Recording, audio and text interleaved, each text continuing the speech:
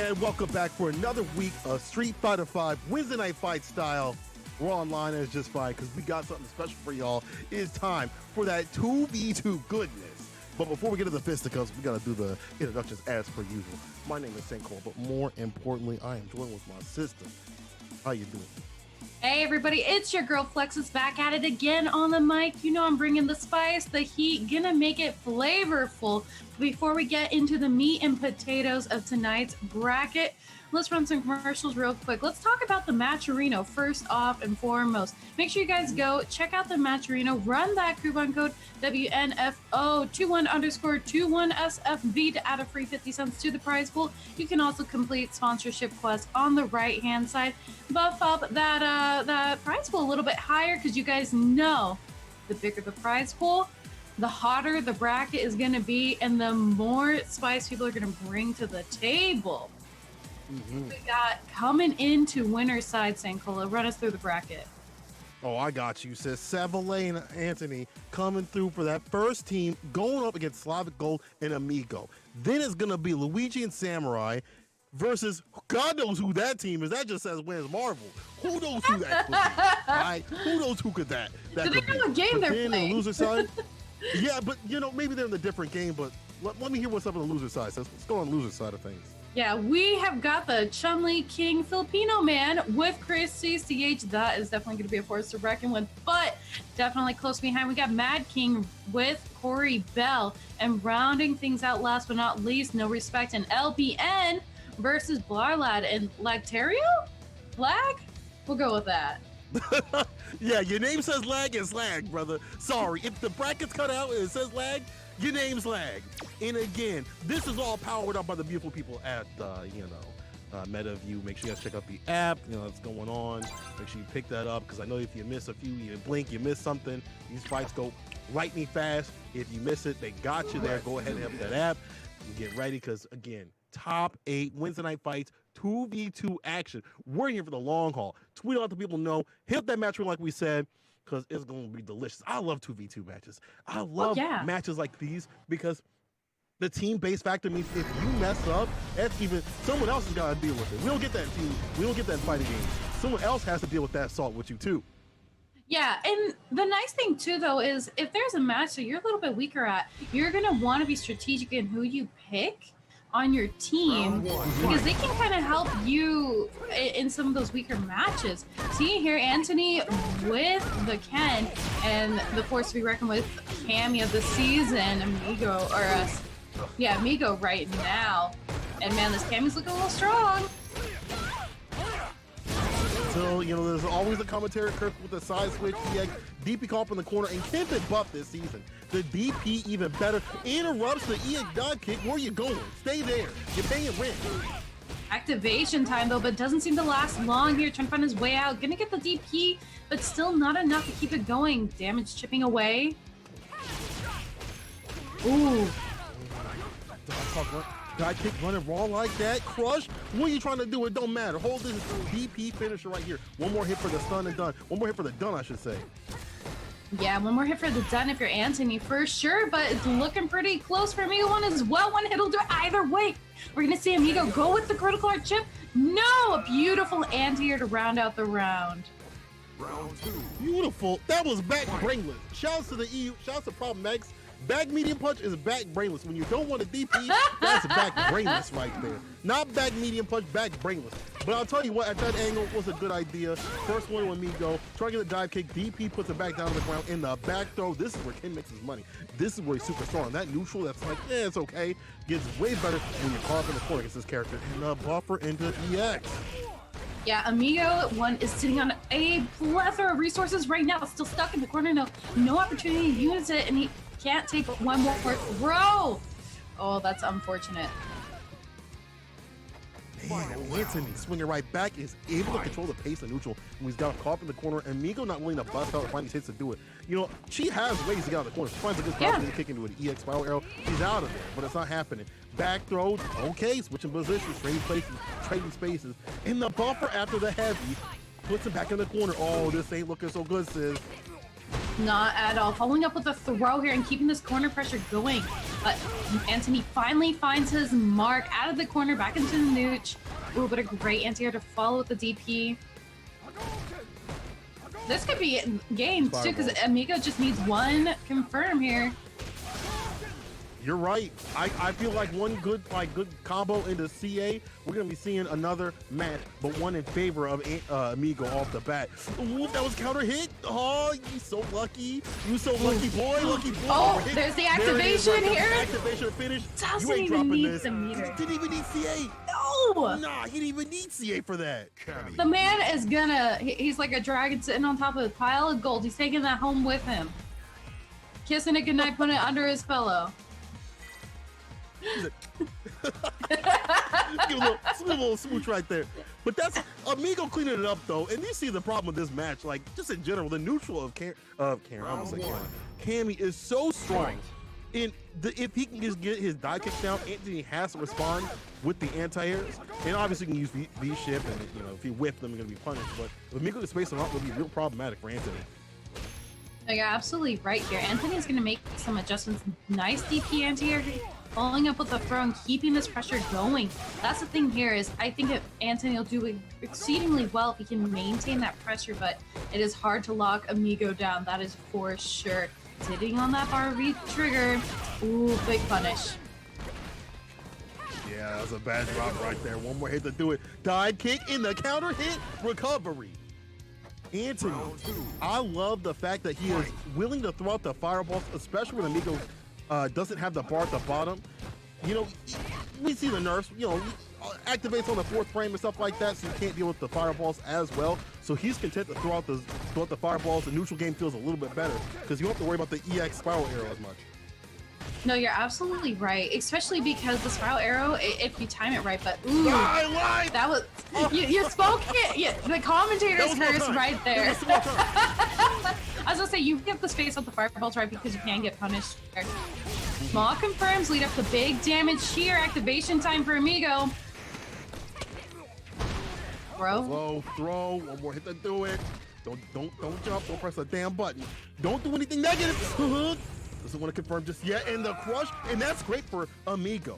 Oh, my friend, that's great for Amigo because he gets a save bar at the bottom, and plus if he wants, he can do a CA, have the Oki round start, he can play his way. Oh no, you're absolutely right, and you called it out there. Gonna spend the meter because he can bring it back later, and he's gonna send him 50% down on health right here. Sitting pretty, Amigo is. Amigo just now dominating the neutral, media kick. No anti-air there, back, brainless whips, but still gets a combo on the way down. The throw, Amigo one-touch situation. Anthony got to make the return over seat. A lot of bar at the bottom to cook with, but it's so difficult. You don't have a good neutral. Runs out the EX, he's trying everything that he can in his repertoire, but it's Cammy. Ooh. It's Cammy in the fade away and play. Amigo takes down Anthony. Yeah, that was really unfortunate throw at the end there. Cost Anthony the match. And sequence are gonna go to Slavic and Amigo, but we're gonna have to see if they can continue this win. Yeah, this is Amigo started to get going. He started to remember how the dive kicks work, and I saw a tweet, and I know some of y'all probably saw this one too, where if you know a Cammy player whips the dive kick, it's no big deal. If they whip a dive kick, you still gonna miss the anti-air, and it just plays out in their favor.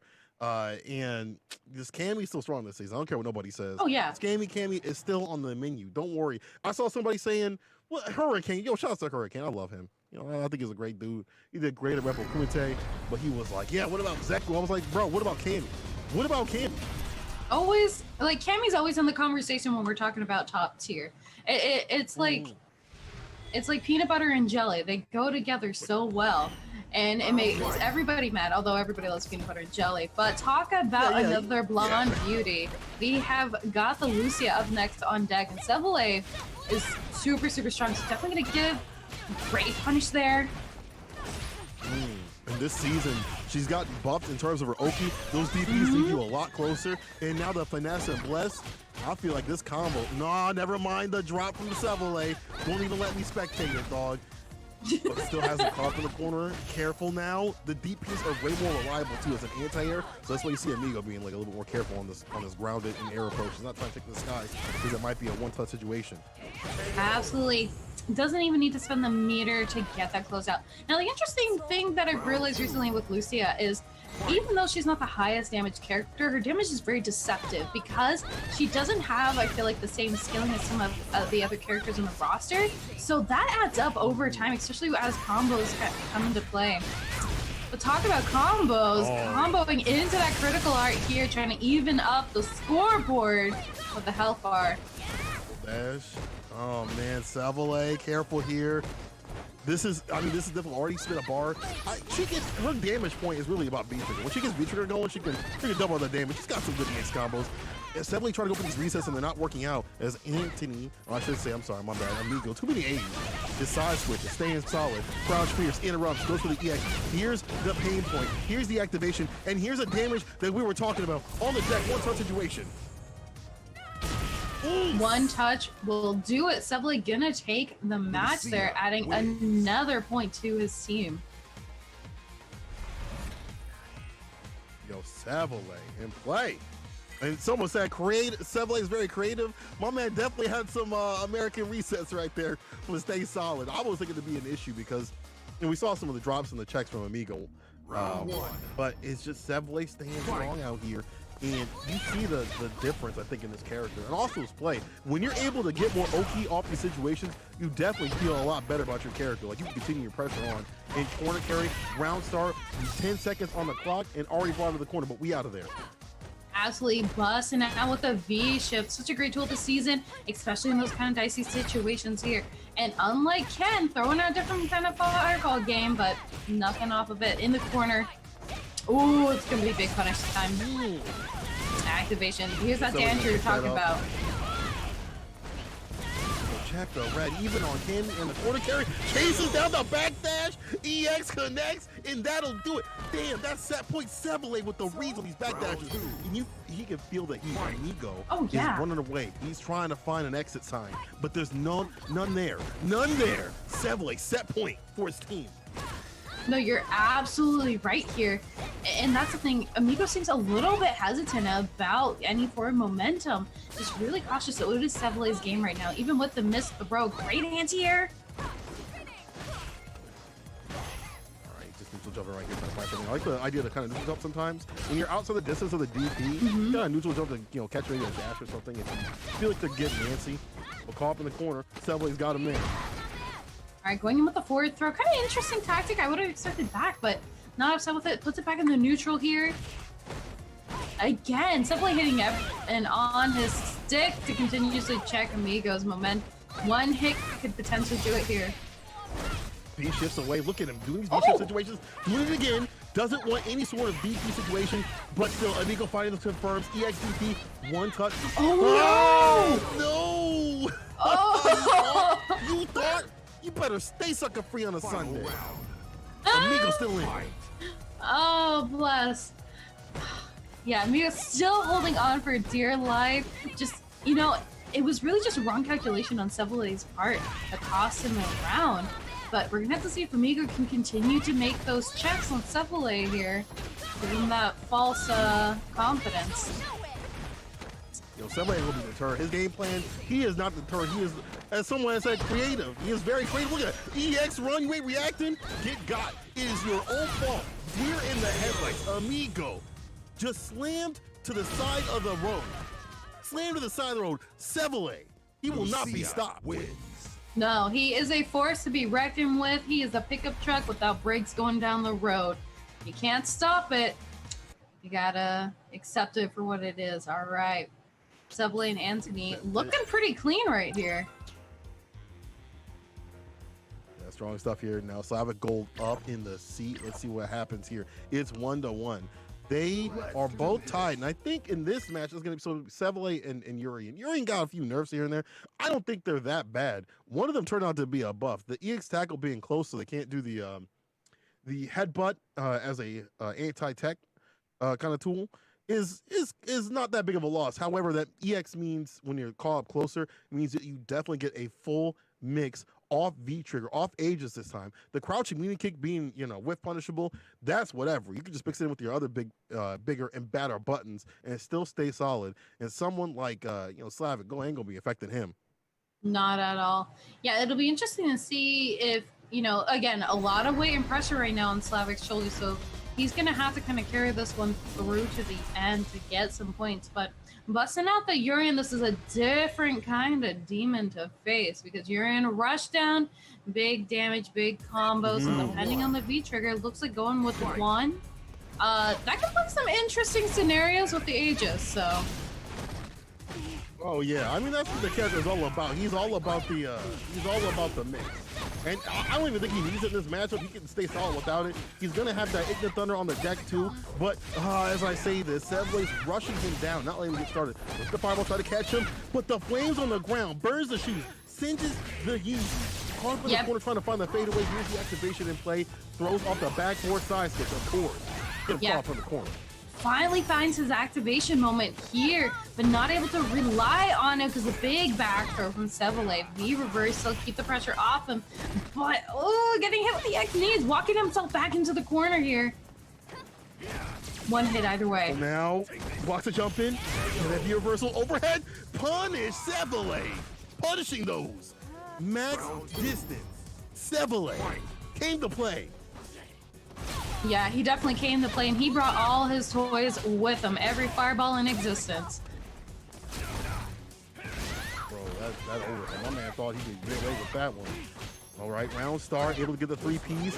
Runs it again, doesn't have anything behind that buffer. Does find the crouch fears, and that's not stunned. The drop, that's so unfortunate. Don't let Seville get started like this. Okay, there you go, Slavic. Oh back no! Waiting the bait. Yeah, gonna go with the row here and the big punish, but just nothing to follow up on that stun. Still Seville saying, yeah, one hit to death. Gonna be a long haul to bring it back. Bro, if Seville wins this, I'm gonna die. EXDP, it's my turn and I need it now. He said, it's my turn and I need it now. Gets the chase down, yo, Seville. Let me find out you like that, Seville. Let me find out you real. Uh-oh, Aegis in play. Oh, still solid. He's not dead just yet. Falls to the Aegis. Dude, Seville is unreal. Seville died, but he should, listen, he wanted my heart. He wanted my heart. That dude ran into every damn button. Aegis, he didn't care. It should have been his. Oh man, I got... We get a recount? 911, hello. I just saw robbery right there. But Seville going in, you can tell he was taking that last match and running with it. He said it was his, so he's going to prove it this time around. But Slavic Gold sitting on tons of meters. Ooh, the nice air to air, okay. Just starting on the way down, Aegis in play. Off the backboard, here we go. EX. Oh, he's spinning all the bars. He's spinning everything up in the club. Restart with the handshake. Call from the corner, neutral jump. Back to yo, Seville. EX activation. EX right back at him. The reversal of the reverse situation here. Slavic Gold puts him on the board, and this is bad. This is bad because you know if you're looking at the scoreboard at the top, you need one on your side for Seville, but these clutch moments aren't coming through for Seville. Yeah, it was really unfortunate there, especially at the end, because Seville had the activation moment, but not able to confirm anything off of it and not able to maintain that momentum. That round could have been his for sure. But again, Slavic Gold just made the right decisions right at the end and spent all the meter to do it. See what finds. I like that cancel right there, right in the knees. We haven't seen too many of the knees come through from Slavic Gold. And that's not a bad thing that he can catch some long lingering limbs. Throw up in the corner. No confirm with the crouching in the kick, but still Seville with the distance. I like how he backs away. He doesn't want a back throw situation, getting caught up in the corner, but these slides are negative even on hit sometimes in the fadeaway. Sweep, raw, off the feet. He didn't cook that. Dog, Seville unusable right now. Definitely something right here. Big punish on the EX headbutt. Lots of damage and potentially gonna set up here. Ooh, playing a risky game. Oh, okay, we got cross-ups. We got neutral jump cross-ups. I'll take it. I'll take it with a side of fries. Hey, I love it. I love it. That's some smart stuff right there. And the bumper up the crouching punch, smart stuff. EX back at him, back to mid-screen. Extra throw. He's neutral jump. See that from Seville to deny any of the tackles that may come his way. Falls to the fireball. Gets the knee, no vegan. Caught up in the corner, and you see the stun is rising. Absolutely. Seville still has meter to play with here, but activation time for Slavic Gold. Not able to get anything off of the first Aegis. That's done. Yo, creativity! Creativity! That's Seville! Creativity! Alright? And I feel like for Seville's play, he just wants aggression. You don't want no defense. He just wants aggression. B reversal, call up in the corner. He was like, I'm gonna B reversal you back into the corner after that Aegis to make sure I can continue my pressure, to make sure I can keep pressing buttons, to make sure I'm getting my $60 worth, because I need to be able to press buttons. That is Seville. You know, you make a great point, Sinkola, because we're seeing him Seville constantly pressing buttons throughout these matches here. And that's something that's great in this regard because you're checking your opponent's momentum, forward movement. You do not want to let them in your space, in your bubble, and in your range. So I like the constant checks, but you gotta also do it with patience here because right now Seville is sitting at about 40% health and looking lower and lower. I do like that Slavic will kind of calm down the neutral quite a bit. Max range using the long lengthy limbs. Careful now. Don't let Seville get started. These beat trigger activations have started to become more and more money as he gets these good reads. Already finds a counter hit. Knockdown. Another counter hit. Pick up with the fireball. EX connect. Caught up in the corner with the DP. Tag to stay alive. Yeah. Oh my God. Seville comes back from this. I'm losing my ass. I'm gonna be honest. EX though. Slavic Gold. I'm done playing neutral. I've been nice and calm this entire time. The suit and tie is off. I'm going gorilla. Yeah, the man and button. Yeah, the man and button. The top two buttons on his shirt for a reason, because he isn't here to play. He isn't here to play nice. Clavicle going in, sitting on match point here. Big damage coming Seville's way. Focus on that corner carry. Air to air though. Woo! Finesse and blast. EX fireball to check that. Throw. Look at the lockdown, though. I love the lockdown Seville puts on with the meter. But he's got to have bar to work with, right? Otherwise, she's kind of lackluster. She ain't got bar. She's kind of lackluster. But Seville, he's kind of been using it to full effect. You see him backing off until he gets that moment to throw out the EX fireball. Yeah, but gonna get caught here with the age is really unfortunate because it's big damage confirming into the critical art. Obviously not enough to kill, but definitely enough to hurt. The activation time. Punish. Oh man, if he was just a little bit closer, that would have been the double medium. There's the anti-air. Slavic Gold. Are you gonna deny Seville? Oh! Force the fireball. Why you throwing that into thunder? Backdash away, but the crush meter kick in play. Final game. Final round. Never mind, it's not. It's Slavic Gold's game. I can't read because I'm so damn hyped to see the gorilla come through in the jungle. Jane Goodall, sorry, hold that. It's all about the gorilla play. It's all about the. I'm sitting here looking at Jane Goodall like she still got some room to go gorilla too. But there's only one king in the jungle, and that's Slavic Gold. Yes, definitely sitting nice right now with his team taking the points and staying in a winner's side. But man, I still have to commend Seville because he fought through that whole thing. He was fighting for his life out there. And I mean, you saw it. He definitely got robbed. I'm fighting for my life out here. That dude was swinging. Oh, yeah. I could imagine every time that Seville got the knockdown and he hit the buttons, you know, to throw out the X fireball while that was on the ground. He was swinging in the air too, and swinging on his button, swinging in the air, because that's just the way Seville played. But they're not just yet. They're moving down the loser side. Is going to be Slavic Gold, his team moving on the winners. We're going to be seeing some more great Street Fighter 5 action. In fact, we're going to be seeing a team of I didn't think was going to be possible. First of all, Luigi and Samurai. The Mario brothers split apart, okay? They're trying to find who the better brother is. And now it's going to be Luigi and Samurai coming up on the deck.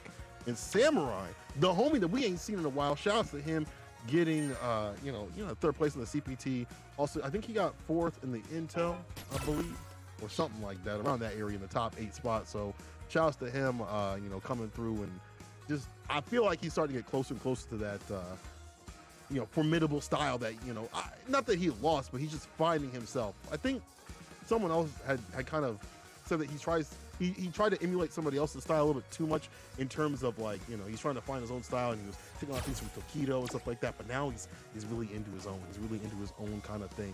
He's going to need to, because it's going to be Clegg Madness and his crew coming up on the deck, people. If you like this action, which I know you do, hit the match screen, run that in the chat just like that. You're gonna see a code. You're gonna see sponsored quest. You're gonna see ability to put in your money. Okay, go ahead, do that. Go ahead, tweet this out, let people know what's going on. Weds Night Fights, Street Fighter 5 action. I hope we see some Akuma. I can't believe I'm saying this. I hope we see some Akuma. Yeah, I mean, you mentioned this before. Samurai had placed in CPT last year for CPT West, so an extremely strong competitor, but also with him, Luigi, who consistently makes Wednesday night top 8s time and time again. So, you know, definitely not a new face here tonight. So it'll be a lot of fun to see these two paired up together. But on the other side of things, we have got Chris G and Clegg Madness. Again, Clegg Madness, not a new name or new face, especially in more recent times, because he is bringing that jury goodness.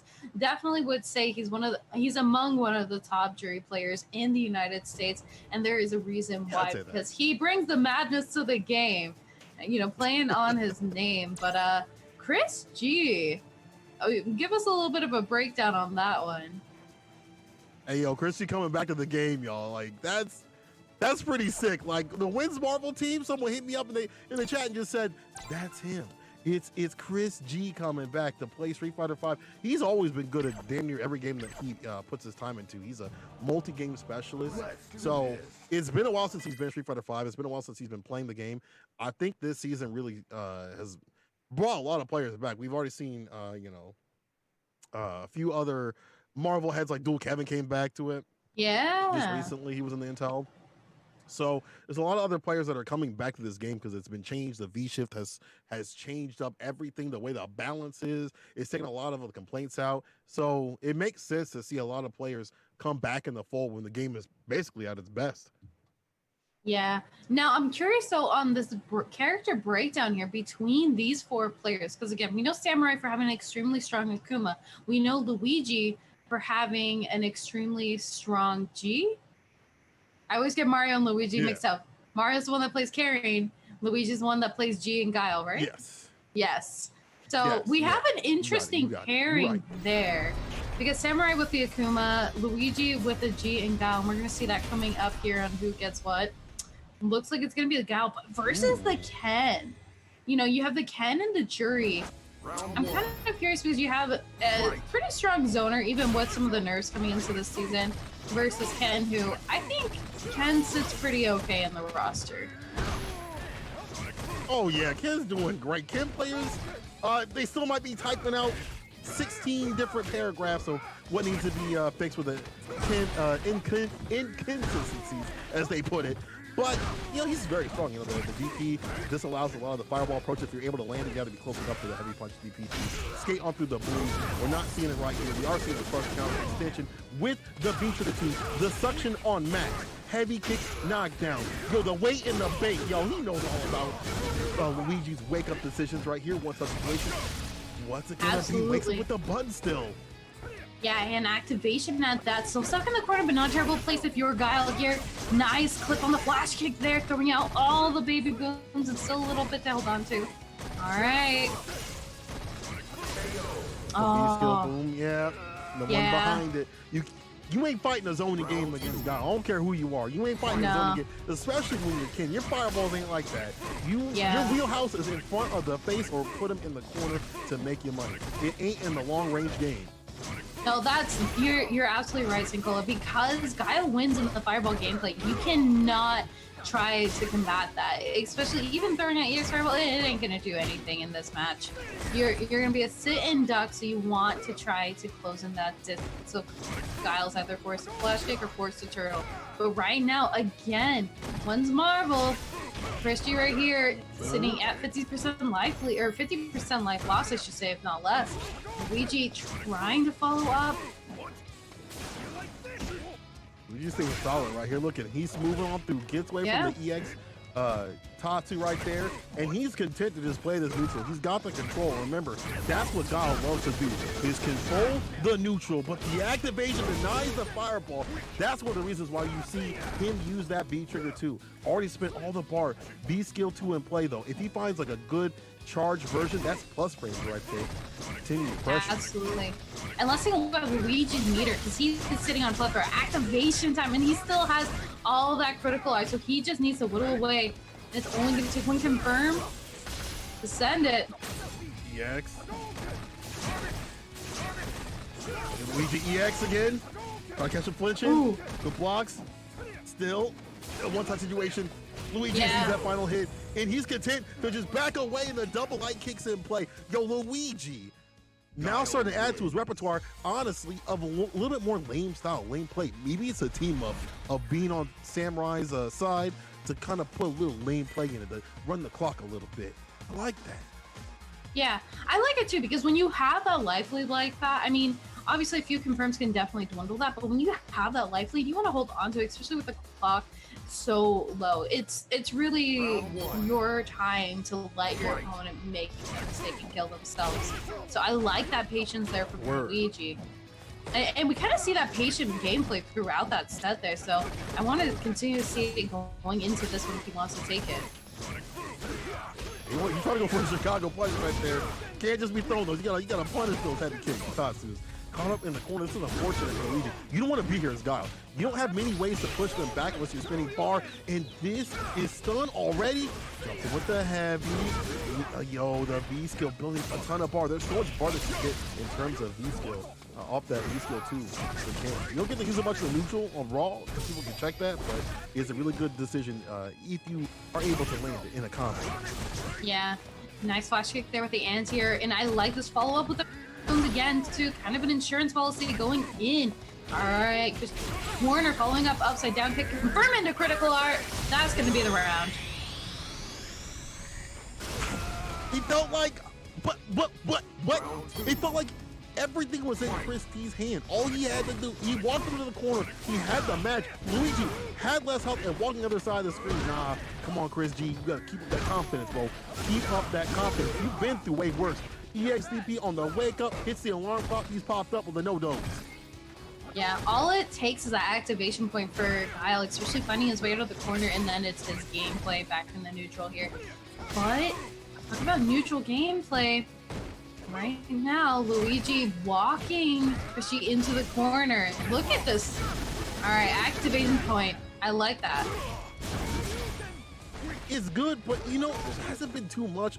Like, he gets that, right? But the V-trigger's all gone after that one activation, and then he's back to neutral. And look at the distance that he's put back. He's got to maneuver the maze of booms, and it's not, it just feels like you did the damage. It's great for a closer, but you got to be able to close things out. He's just eating all these booms like a home country buffet in the super activation, using the screen freeze. What? It still hit him, and he still got the win.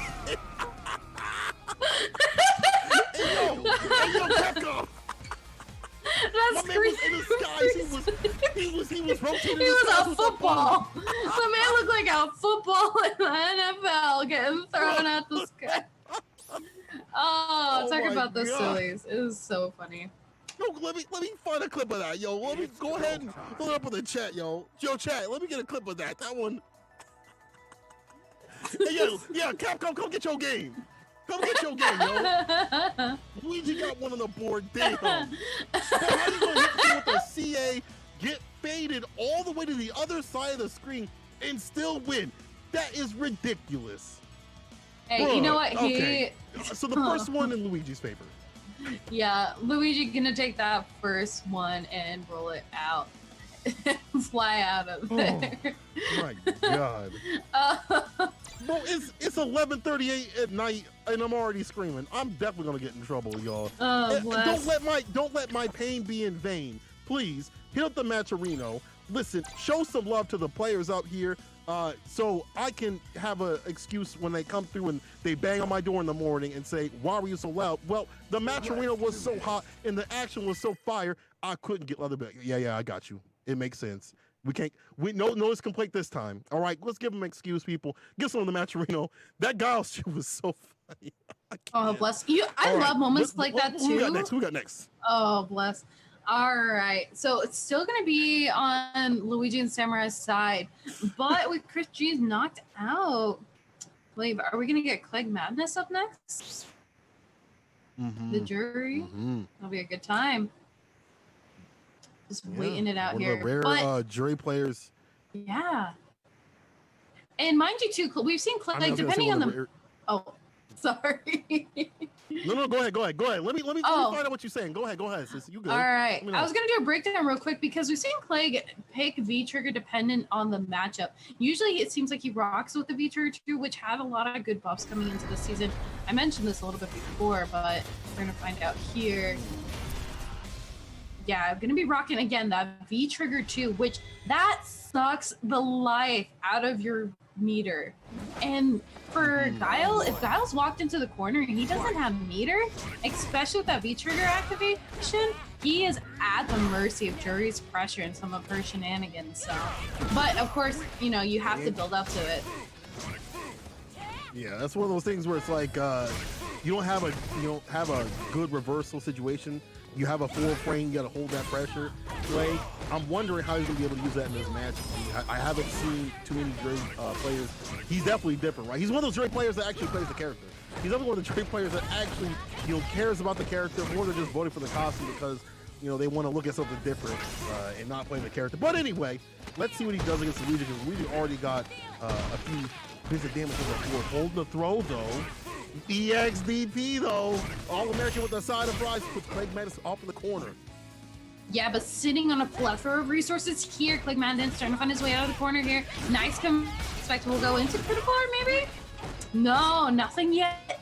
Walking to the other side of the screen though, activation time. Of the baby boomers. Like, I wish you would do something. I wish you would. EX right through. I like that option. Still, Luigi with the blocks. One touch situation. Careful now. Anybody's game. And Luigi, one bar to work with. One of the speeding bullets to come through in the neutral with the walk-up throw. He had the lockdown. The mental stack was there. I could throw out the EX boom at any point. Get got with this walk-up throw. No, just the simplicity in it and knowing, hey, this option is here and I'm putting it on the table. Luigi gonna take that round and send it right here. And getting a strong start to the next round, but the back throw is definitely going to give Clegg Madness a nice advantage. Ooh, miss on the pinwheel. That's unfortunate. Punish right there on that DP. EX comes through in the clutch. He's in with the DP, trying to put him in the corner. Luigi with the wake-up decision, knows what's fake and what's not. I like him challenging. This is that young man kind of style right there. He's definitely going to challenge you until you shut him down. From the corner, but as you said before, bar at the bottom allows for a reversal if he needs to, but has the activation to get the push.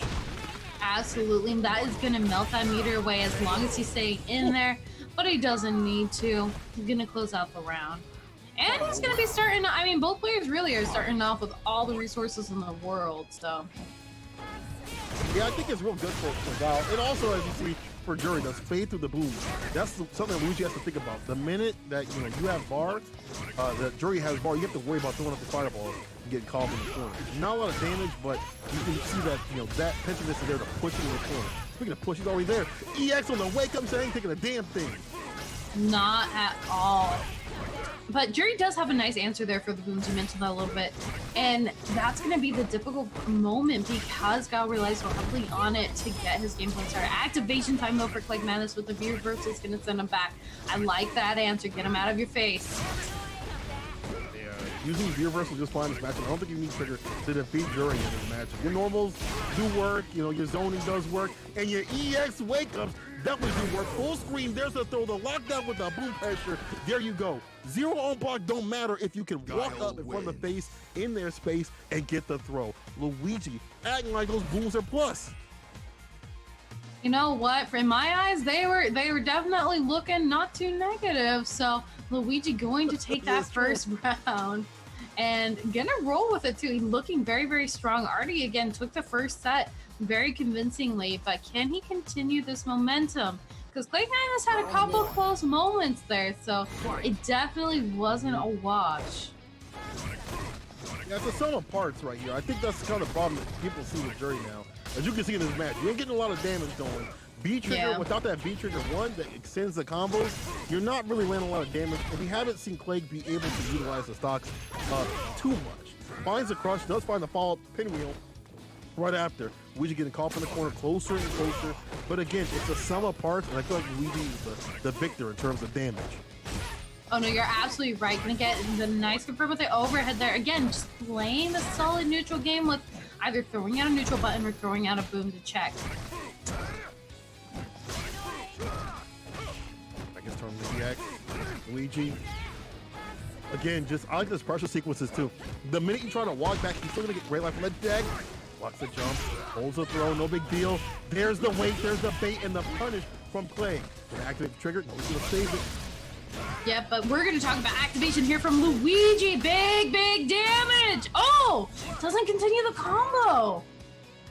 Oh, that could have been game, but right behind the throw, the walk-up throw. How many times now? 3 times? How many times have we seen that, sis? 3 times. It's 3-4 times? It's ridiculous how he locks down Clay so he can't go nowhere. Clay is deer in the headlights, about to be on the side of the street is roadkill because Luigi will walk up and throw. That's one more on the board. Look, all Luigi needs to about to sweep Team Wins Marvel into losers. Ooh, great anti-air there with the cross-up jump. Nice spin wheel, but the back throw is gonna send them back into the neutral. Oh no, it's big punish time. The crush. The follow-up, activation, only closer. Now this is not the I'm about to say, this is a good position right here. He already did a lot of damage on the deck. You pull him closer, they can't press nothing. Meter is sucked away. Clay Madness finally back in the driver's seat.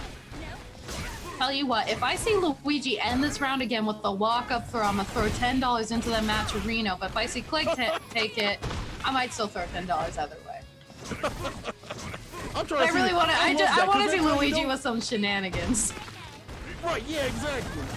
Man, come on, let's go, Luigi, let's go, Clay. I'm trying to see some lockdown pressure. I'm trying to see that pressure where the other person is afraid for their damn dear life, in and outside the game. We have nightmares after this kind of thing. You know what I'm saying? Yeah, it seems like Luigi a little apprehensive here, but gonna get a lot of big damage off that activation and a big combo to follow. Trying to even up. There's the life bar. Oh! He tried to call out, but still gets got. Yo, Clay, end it with a throw. Grab him by the nape of the neck. Yeah. With these booms, Clay's got bar to work with a smooth on through. We've seen this so many times before. You need to finish the job. You need to finish the job, Clay. You got the beef skill stock too. Absolutely. All right, throwing in the pressure, upside down kick, but oh, gonna take it there. And gonna take it for another round. Still in it to win it. I mean, this is winner's side, so. You know, not. Yeah, but like, you don't want to go down to the Sharks. No. You know, all swimming around the loser side. You don't want to be down there. You don't have to, especially if you get further in the bracket and you make it to grand finals in the loser side. You got to reset the bracket twice to make it nice, and nobody wants to be down there. So, even out. And remember that just in case Samurai is still sitting in the backpack of Luigi. Absolutely, yeah. So a lot of pressure right here for Clay, even with the 1 win. It's still even up the scoreboard. All right, the chase down. Again, I like this leveled out pressure that Luigi is throwing in, but the big crush is definitely gonna get some damage to Clay's side and trying to even up the scoreboard here. Yeah, I feel like the lane play was definitely better for Clay, just overall. Luigi, I feel like he's still trying to find his access to that lane style that we saw a little bit before in this set. All right, finds the activation. The baby boom is coming through. That's 3 on the deck. Goes low, pick up B skill, and the CA. We're gonna see a lot of damage from this. It's gonna be scaly, still alive. One more hit applied. The EXDP on the wake up. Don't Clay. Like still holding on for dear life right here, and holding on to the V trigger too, so he still has an activation point, but gotta be really careful. It takes away from death.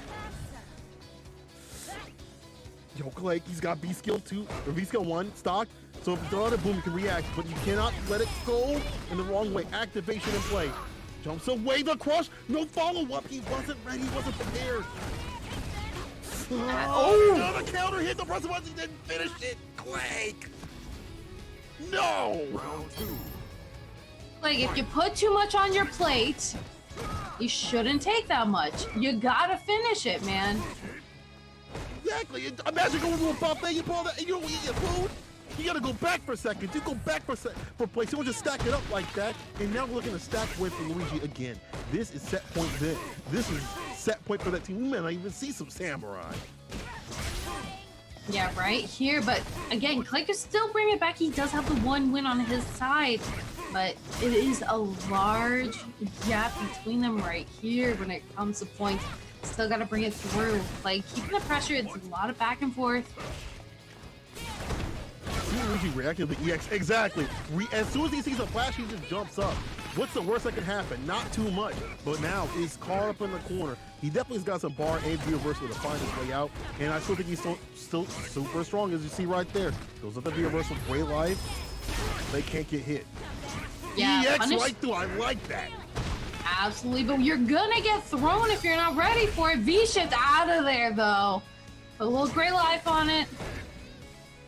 One hit could do it. One more hit to do it. Yeah, Luigi, look at him. He'll be juking with the normals, the throws, the medium punch, just to get a reaction from Clay. Because he knows it's a one-touch situation.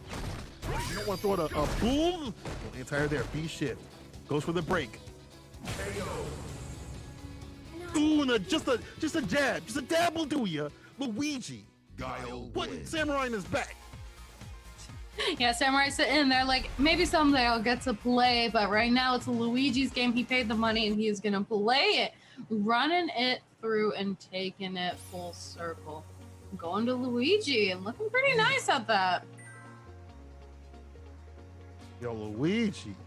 Taking it for a second. I was hoping we were going to see some Samurai. Listen, I was hoping to see some Akuma, because that's a character we don't usually get to see too much of. I feel like Akuma players have not been on the list of complaints lately, and it's really unfortunate. People I need you to go to Twitter. I need you to remind people how cheap Akuma is. The nerfs didn't hurt him that bad. The shift and all that stuff is just fine for him. Don't let these Akuma players get away with this stuff, and don't let me see a lack it and slack it on this match reel like I'm seeing right now. We have $19 and there's hundreds of y'all watching this. Go ahead and hit that promo code WNF2021_21 SFB for that free 50-cent donation. I don't look at that twice just to make sure. But also, and look on the right-hand side, I'm seeing sponsor quests that y'all can do. They're simple, they're easy, they're breezy. Make sure you put them in and make sure that we can get some more money for these great players. We got to refresh. My man, Via, he dealing with the kids out here. You got to refresh the page. Let me see if we done. Yeah. Hold on. We're gonna see what the real code is. There we go, $78. That's what I'm talking about. But let's get up higher and higher. Let's get to $169.69. Let's make it nice. Let's make it nice. Yeah. Chat, let me see some. Let me get to the nice. Let me get there. Let me get that. Let me get some of those nice. All right. Yeah, and of course, too, much appreciation to those who have donated already. Shout outs to Flare Knight 1, Rotary Lover 89, Kirk WC, Gen C, Manuel Sanchez, Acevedo, and Rock and Robot for the donations so far. Again, you guys can just use that coupon code. Just complete a couple of sponsorship quests on the right-hand side. It is super easy. It doesn't even cost you anything but a couple clicks and keystrokes. So please be sure to go and support that. And also, if you like tonight's tournament, make sure to go and support all the players that you see tonight, as well as Level Up Live. Make sure to go run it back to them and give them some love. It's a lot of fun, and of course too, you can capture some of your favorite moments. But if you're not able to, you can also check out MetaView Gaming, because they will definitely capture some of our favorite moments as well throughout the year. Yo, shout out to MetaView. Shout out to them.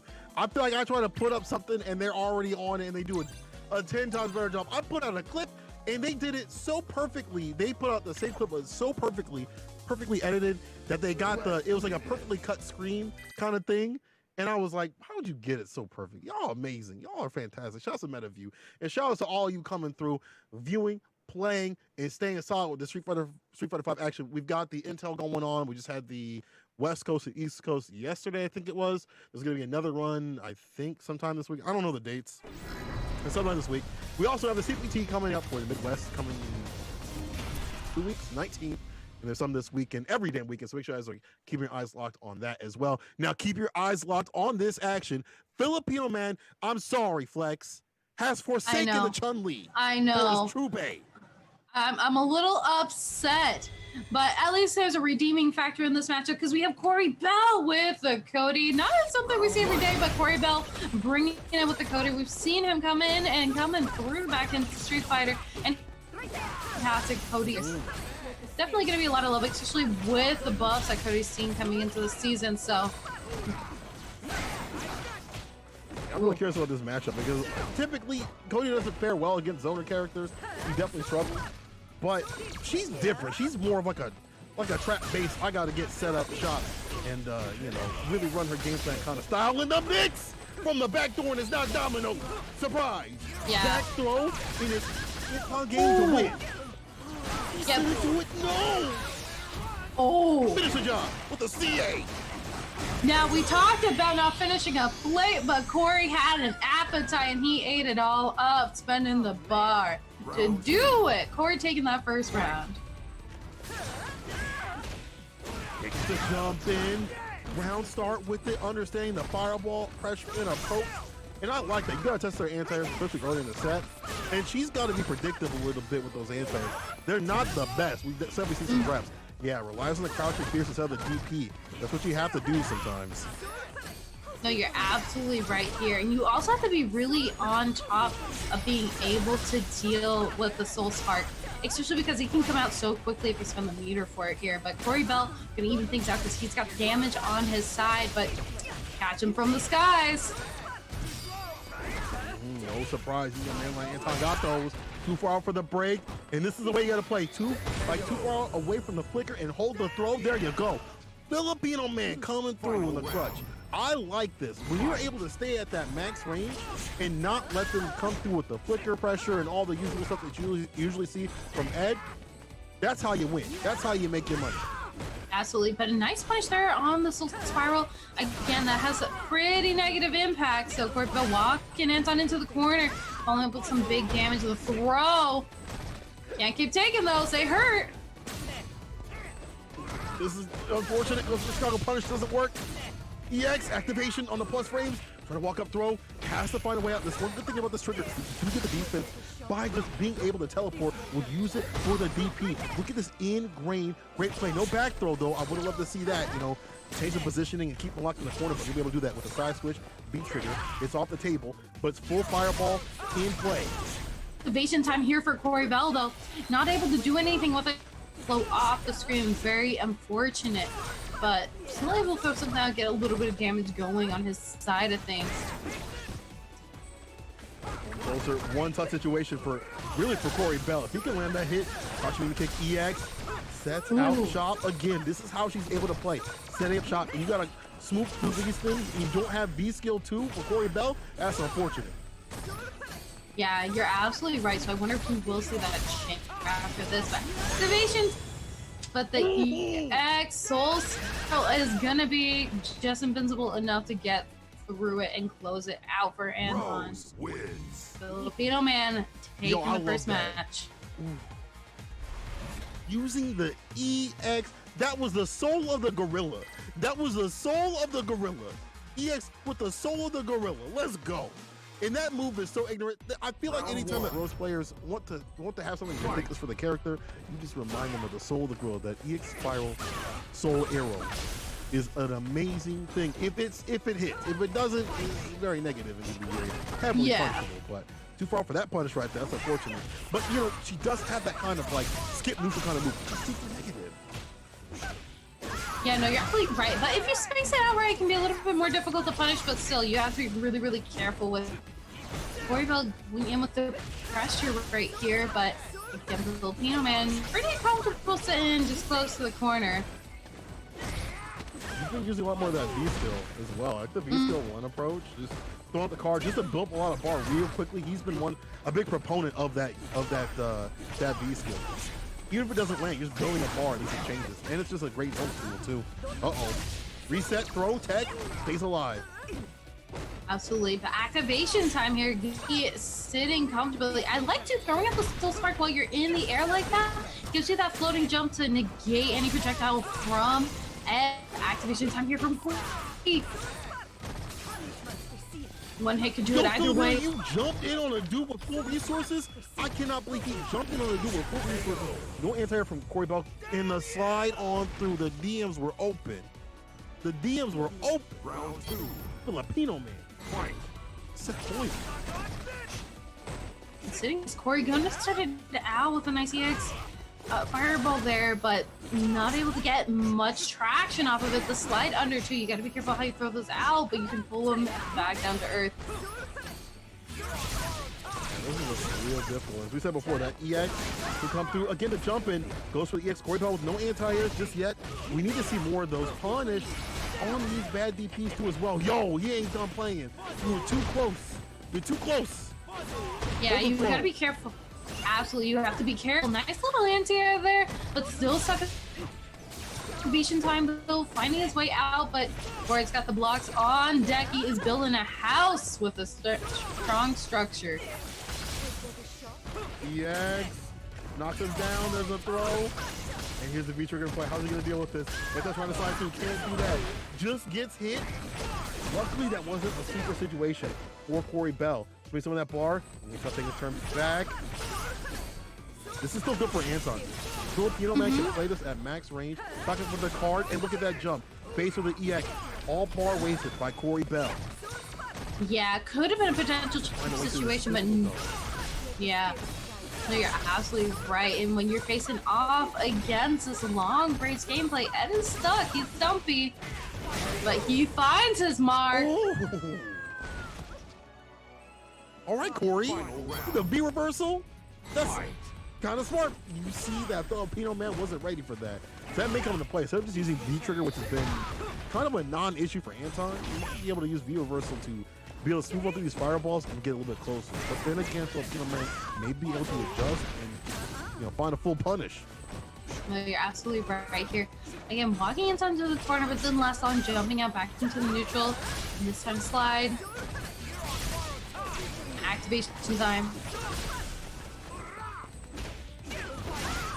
How's feature gonna work? Finds a three-piece, knockdown. Dash up throw, never mind. He's finding something with this V-trigger side switch. Sweep. Uh-oh, Filipino man does it now. It's my turn to pull the trigger. Side switch, DP, knock him down. One more hit to do it. B shifts away. Yeah, but one more hit either way, especially with Corey Bell sitting on 11 meter here. Dashing in, following up the projectile, but he's gotta find the mark. Man, those sides are so risky. Those are so negative. Don't do it. Don't do it if you're too close. It's a one-time situation. Corey Bell. I believe Asuka could clean it up. I might be wrong. Flicker. Now it's definitely one-time situation to confirm. Corey Bell bringing it back in the break. This was Filipino man's game to win, but Corey Bell still in. I still hear the ringing of Corey Bell. I still hear the memes in the distance. I still hear him. I still hear him. Corey Bell still staying solid. The anime flash of his glasses as he powers up. It's like, I'm in. I'm ready. My man said, I am ready. I am prepared. Punish the slide. Had a full check on these dashes, and is staying damn near unafraid of the fireball game. That is such a pain point for his character. He's been running ahead for damn near years, so it definitely makes sure he definitely knows how to deal with it. He definitely has some answers for this. On the wake up, use the V skills to try to put him back to sleep, and these close range situations are benefiting him. Absolutely here. But again, seeing this long range gameplay from Anton, not a lot happening with it though. You gotta get the damage on deck at some point. And right now it's looking in Corey's favor. Activation time, he gets to use that V-trigger as a shield. And you see how Filipino man using the EX right there for the X fireball to delete the V-trigger? Could have saved that for the Soul Gorilla that we have been seeing. And Corey, with a lot of pressure, gets the counter hit tick throw. Should have believed that would have been the finish right there. Corey Bell still in prime position to take it. Ooh, activation time to there limit it is. EX. Soul Spiral to go through and negate it. Trying to catch him from the skies, nothing off of it. So any pressure goes up the V-trigger. He's been way better about making this work. The jump, the cross up from the back door, and again, it's not dominoes. Don't answer. It's not dominoes. Damn, Corey Bell, 7 points. If it's not delivery, is it DiGiorno, St. Cola? I answered either way. Listen, if I ain't on my Uber Eats thing, I'm not opening the damn door. This is Domino's. Bro, I don't know. If I didn't order it, it's not the right address. Please leave me alone. Please leave me alone. Ooh, the jump back was so unfortunate. No, definitely not. Harassing him, but activation time here for Filipino Man, trying to find his way to the corner. Ooh, catching him from the skies. He saw that one coming. The fireball side switch, counter hit, backdash. Corey Bell's defense has been super solid, especially as the set is going on. He's definitely been blocking. They try to go for the V reversal. I don't even know if it's more of a punish. I think it's just a way to just get out of the pressure and switch things up. The Filipino Man's caught lacking and slacking out here. Absolutely, but going in with a throw now, and this is gonna push Corey back in the corner, but staying in the neutral. Corey is not giving up any space on the screen. Ooh. So hands, there you go. Why is it confirmed? I'm not gonna call it that. I don't think it's not. You know what? I'm gonna let it ride. We'll see what happens. Still alive. We'll hit to do it. Is it overhead? No. Gonna get the raw piece. The side switch, V shift. Break, put it back in the corner. This is where you live. Start paying rent. First of the month. I said first of the month, says Corey. First of the month. I better see that check in my mailbox. Corey got that check. I mean, Corey did get that check in the mailbox because he won the set, but he is gonna have to face off against Chris CCH, and it was scary enough to face against Filipino Man, but to face against Chris CCH, who has been such a strong competitor time and time again. Scott, and I know he's been rocking the Sakura a lot lately, and Sakura is still super strong. A lot of great tools, so it's gonna have to be a tall order to fill here. But again, Corey took that first one very convincingly.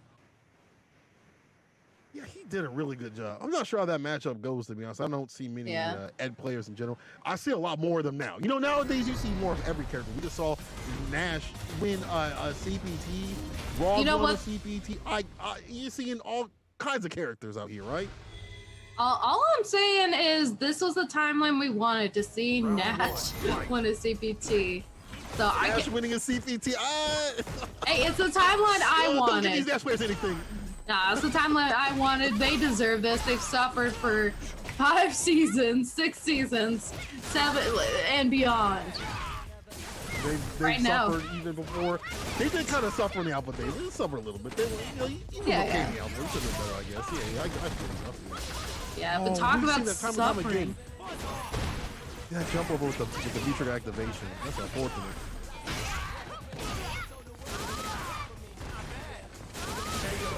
Man. What happened? Your Flex, what? Did he just... Flex, what did he just do? What did he just do? Oh my god. Oh my goodness gracious me. No, Chris CCH going on a rampage right now. Ooh, misses the EXDP though. This is a big punish here for Corey Bell. He's trying to even up the scoreboard, and it's definitely gonna work. One hit to stun. But the back throw definitely gonna negate that activation time. Oh, you thought the EXDP would save you? Nah, get back in this corner. Corey Bell with the pressure. We know that Chris CCH, if he gets a bar, he don't work. Thinking about working. Activating the V trigger here. The dash up. So many dash ups from Chris CCH. Look at him. He's not letting go. He's not letting go of the controller. That controller's only going one way, as forward. In front of the face. Other side to the screen. Are you kidding me? Chris CCH is not stopping the pressure. But the side switch on the combo. Throw. Just not enough to do it. Took the throw there and ran with it. Chris CCH getting a point on the board. Team stands to live another day. Like this. Oh my god. How does Chris... Every time I see Chris CCH play, he plays like he doesn't... Like his health is anything. Like he's got the Game Shark on. You kind of have to do that with Sakura. You don't... Sakura's... She's got good tools, but her neutral is okay. You can backdash, medium punch and stuff like that, get out of her pressure. So her mid screen's not that good. Her corner pressure is fantastic. Don't get me wrong. When she gets going with the V trigger, she's pretty strong. But when it comes to just normal stuff, like you got to rely upon the player. But I can understand why Chris CCH plays like that. He's so aggressive. Can Corey calm him down? Right now, going in with the activation here. Not enough to calm him down. Chris CCH going in with the activation time. But the throw is definitely going to cut him short. Breaking the throw this time around. Nice punish. Chris CCH with the fireball. Oh, he's so lucky. Falls the fireball off the crouch mean to kick. BP call from the corner. One more hit to do it, and the throw again. Chris CCH one more away from that win. And you see him wait and bait, wait for the DP. Nobody home, no big deal. I'm breaking in. Chris CCH again with the aggression. And we said this before. This character's all about being in front of the face. Wardbell has to figure out a way of keeping up the momentum, right? Like staying with the same kind of rhythm. You're absolutely right here. Again, the bell, nice punishes coming into this, but not able to get a whole lot going. The flicker. Still, it seems just like he gets small confirmed throughout this, which just adds up over time, but you have to keep this momentum going, getting the crush, the double dash in. Like that from Cord, denying the activation, but the jump in. Chris CCH is like, I will not be denied my damage. Dash up throw. Needs, oh, with the wake up, EXP elsewhere to use that EX activation off the top two. Ain't coming. Goes for the V reversal. There's a distance between them. Ooh. And it could be a one-hit situation here. If you're Corey Bell, you're going to be really careful, especially with Chris CCH sitting on that match point and all that meter.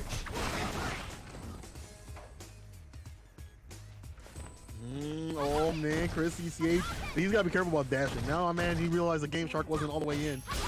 Ooh, almost got the finesse, but no bless. EX off in the corner. Was waiting for Corey to DP, but that won't do it. It'll be Chris CCH with the light stuff, the light punish. As we've seen time and time again by some of these players, the non-committal things, those light touches for the punishes right there for the finish. Man, Chris CCH again playing like his, like, you know, he ain't got no health. He's like, hey man, I got no health. I got a lot of health. I'm good to go. I'm playing. I'm swinging out here. He takes that win.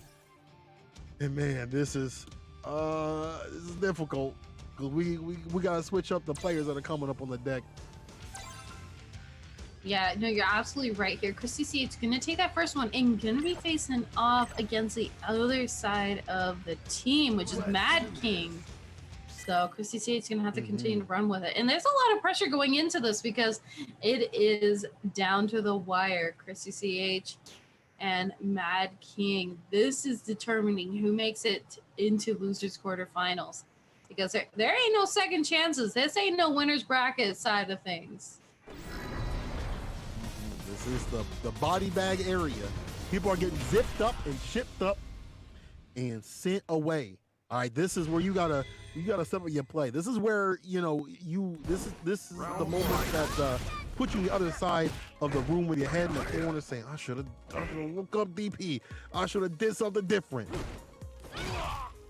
Absolutely here. And talk about something different. We got E Honda on the screen. Not something we see every day from Mad King here, but is he going to be the king of the tournament, or is he going to falter in his royalty? We're going to have to see coming out. Even with the live bar getting small lead, it doesn't last long with the activation point from Chris CCH, following up with a throw, sending Mad King into the corner. Interruption right here. Not the most fun matchup for poor Honda. I can't believe I'm saying poor Honda, but anything that's, you know, very minus, you know, minus for situation, Sakura has some great ways to punish and also push to the other side of the screen. Plus her damage differential kind of match up to Honda in some ways. Back throw though, dash up, back throw again. Bro, you gotta check those. Oh, I thought they did. Still stay solid. Nice interruption. Yeah, following through with the second headbutt. Now, it's hard to tell, like, you really have to study the character of Honda to know what headbutt he's going to throw out so you can know whether or not it's even punishable for you. Because it can be really difficult, especially if range isn't the factor here. You're going to get the big crush from Mad King. Yeah, if you're Chris CCH, you can swing up the standing light kick just to check regardless. If you see a hit, you just go with it. And if you're at a certain distance, it's always going to be medium or heavy, or they're just mad whipping out. Chris CCH has been doing a good job. I think he studied probably, you know, a kid like this definitely puts his nose to the grind on this kind of stuff. Oh, yeah. He probably studies the vocals and stuff like that to determine which discoys are the right ones. And here's the problem point of this character. Caught up in the corner, the pressure going to direct to him. Mad King, get him with the ISP, put it back in the corner with another throw. Uh-oh. Ooh, the V reversal, but misses the throw. And gonna get big punish from it. Chris CCH tying things up round for round. Yeah, this is round for round, game for game in this team tournament. And the super to go right through the fireball. Wants to have a better round start. Let's see how that factors into things. That's a lot of red, but it still puts you back to full screen. You got to find a way in. EXDP, that was the wait and bait on the fireball. He reels it in. Throw out the fireball, get the DP, and her DPs aren't too good about that. You have to find the right range. So good on Chris CCH to check that. Absolutely, and I like the use of the V reversal. Actually, an offensive option to keep him in the corner. Still finds his way out though. Mad King back in the neutral, but man, he is eating up a lot of great damage, and that can add a back throw though. Talk about damage. Do it again. Smart. Yo, EX though. I like that activation point. That's really good change. And Oh, you see the shift in position, changing places, changing spaces. I'm rearranging them faces. Chris CCH. Damn, that was sick. Neutral jump right after that. Catch attack. Let's go. Talk about sick, those bars you just spit out. That was sick. Chris CCH though. That kid, oh man, unusual. Definitely on something else, and on to tournament point right here. Or well, I should say match point right here, looking to take his place in loser quarterfinal, but big punish time here for Mad King. They get a nice little life lead at the start. Get the buff on that. That's what he was looking for before, right? There was a punch that makes this character so dangerous against Honda. Those light kick buffers, once you get him going, will definitely keep things difficult. But this ultimate people in soccer not having a lot of health though. You can see right there. Mad King gets a lot of health off. There's the throw, holds that. Wake up decision. Finally checking these wake up decisions after a throw, and you gotta do that. You gotta know what's fake and what's not in this game. No, you're absolutely right. Following up, I like this constant, falter all the way back, but activation time. Oh no! Again, big punish. I was just about to compliment Chris CCH that he tends to back up, mid to halfway across the screen, throw out the fireball, and follow up with his offensive pressure, but man, didn't work out that time around with the EXVP, and again, a big, strong start from Mad King. Mad King is real froggy out here. I like that he's jumping in. We haven't seen this yet. Go for too many anti-airs unless they're playing with the fireball. EXVP. Look at where it gets it. Top in the corner, but back jump. B skill. Puts it back to mid-screen. Fireball. Dash to catch the V-shift. If the U.S. is good on one thing, it's about anti-V-shift tech. We don't know how to V-shift the right way, but we know how to blow up V-shifts, and that's in play. DP to do it. Chris CCH. Clip that. Clip that. I need that. I need that in my life right now. I want to put a ring on it, all right? That was ridiculous. Yeah, that was definitely something else right here, because CCH sitting at match point very comfortably. But again, doesn't take a whole lot for Honda to make the comeback with a lot of damage behind his buttons. But the big crush here, back into the corner. Honda's really stuck in a sticky situation. Yeah, finds the EX right there. The butt stuff, the ignorant stuff right there. The EX, and this is what I'm talking about. You have to set up on the anti-air. Wakes up with the butt, finds the counter at 6-piece, follow up with the EX butt slam.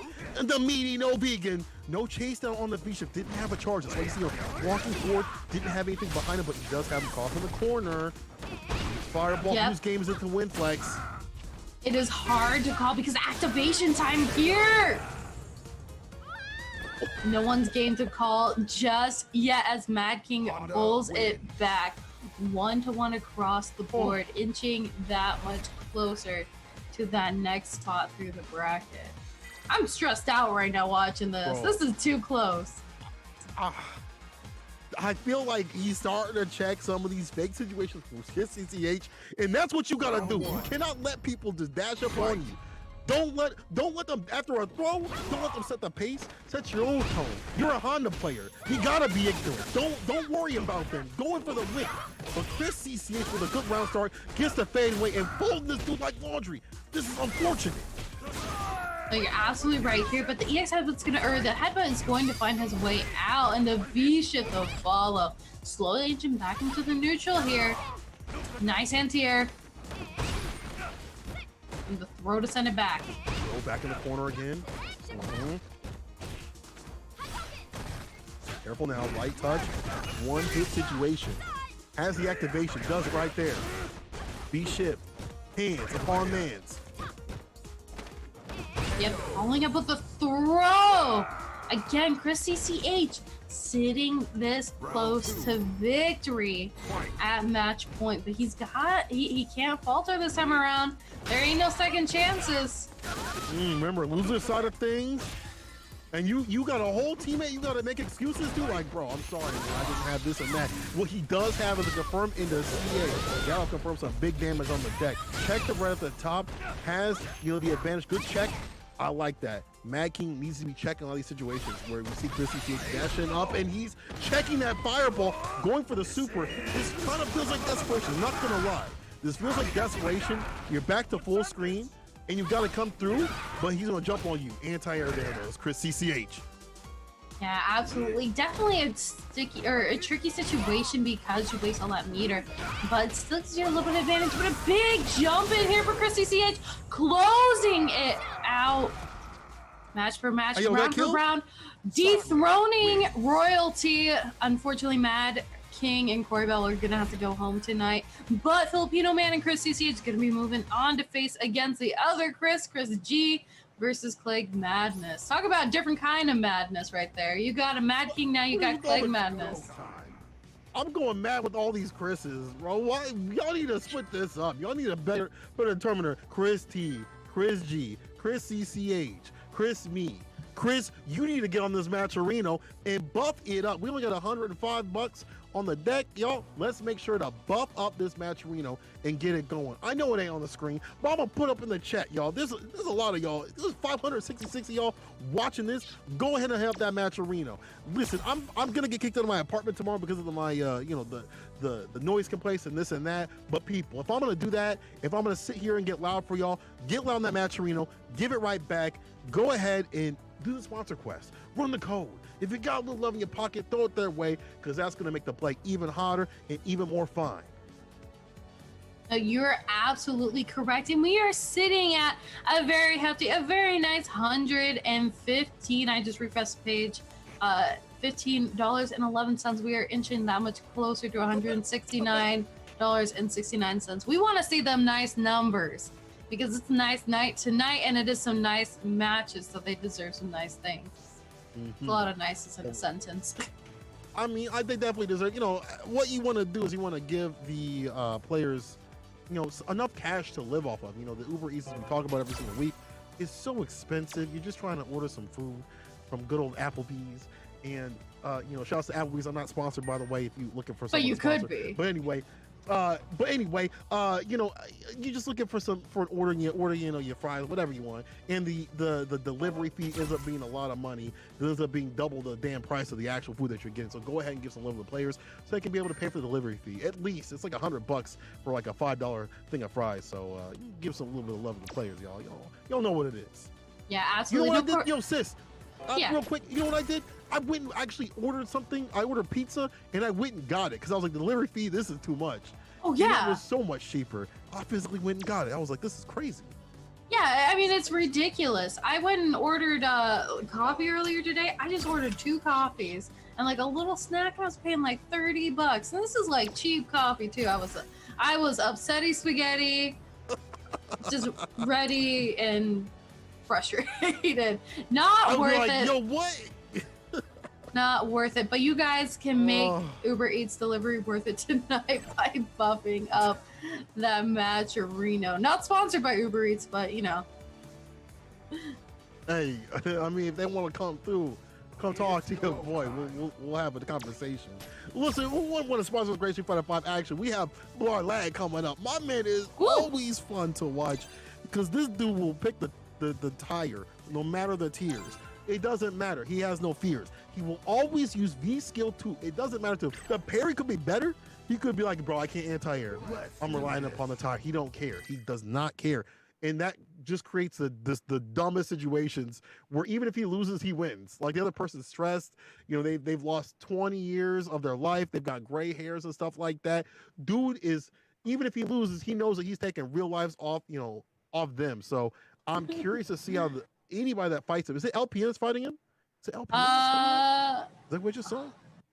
think so. I know he's facing off against No Respect and LPN versus Warlad in Lagtario, but yep, you are calling it right there. LPN versus Warlad. It is. Nice. Hey, yo, shout out to LPN, yo. Yeah. Shout out to LPN, because my man been making a lot of content and showing y'all how to use V-Shift. Y'all ain't doing it right, but he at least shows you what to do. This is going to be an interesting situation, too, because going on with the Gil has some weird projectile gameplay, but to counter, we're seeing the tire come in. It is the tire's game here. That's the mystery 5th character coming into Street Fighter V. It is Abigail's tire. Tire. Look at this nonsense. You're gonna be able to do it. Look at that. Look at this nonsense. You have to worry about that tire the whole time. He just told to be like, you can parry so much in this matchup and get going with the jump ins. He's going to hold all these throws and the projectiles. As long as he gets the tire, oh, look at look at me, baby. I'm in there. Big jump in, retribution, and my man, you see how LPN second guessed?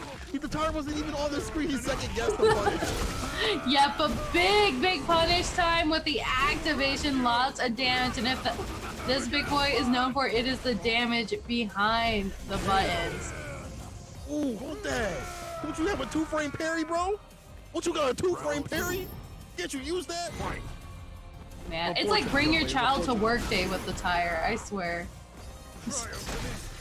Oh my god, that tire is the funniest thing. Oh, he tried it and denied it. He is Warlad with the punish. EX and again, he will spend all of his Oki just to get a tire. And again, to create these chaotic situations that definitely favor Abigail. They definitely favor this character. Oh, you're absolutely right. And I like it in chat. This match is definitely tiring right here because you are just watching a lot of nonsense. The V reversal, but keeping him checked in the corner. It's some big damage behind it. Calling out the tire. It's here to play, but the throw into the corner. LPN means business. Dom call from the corner.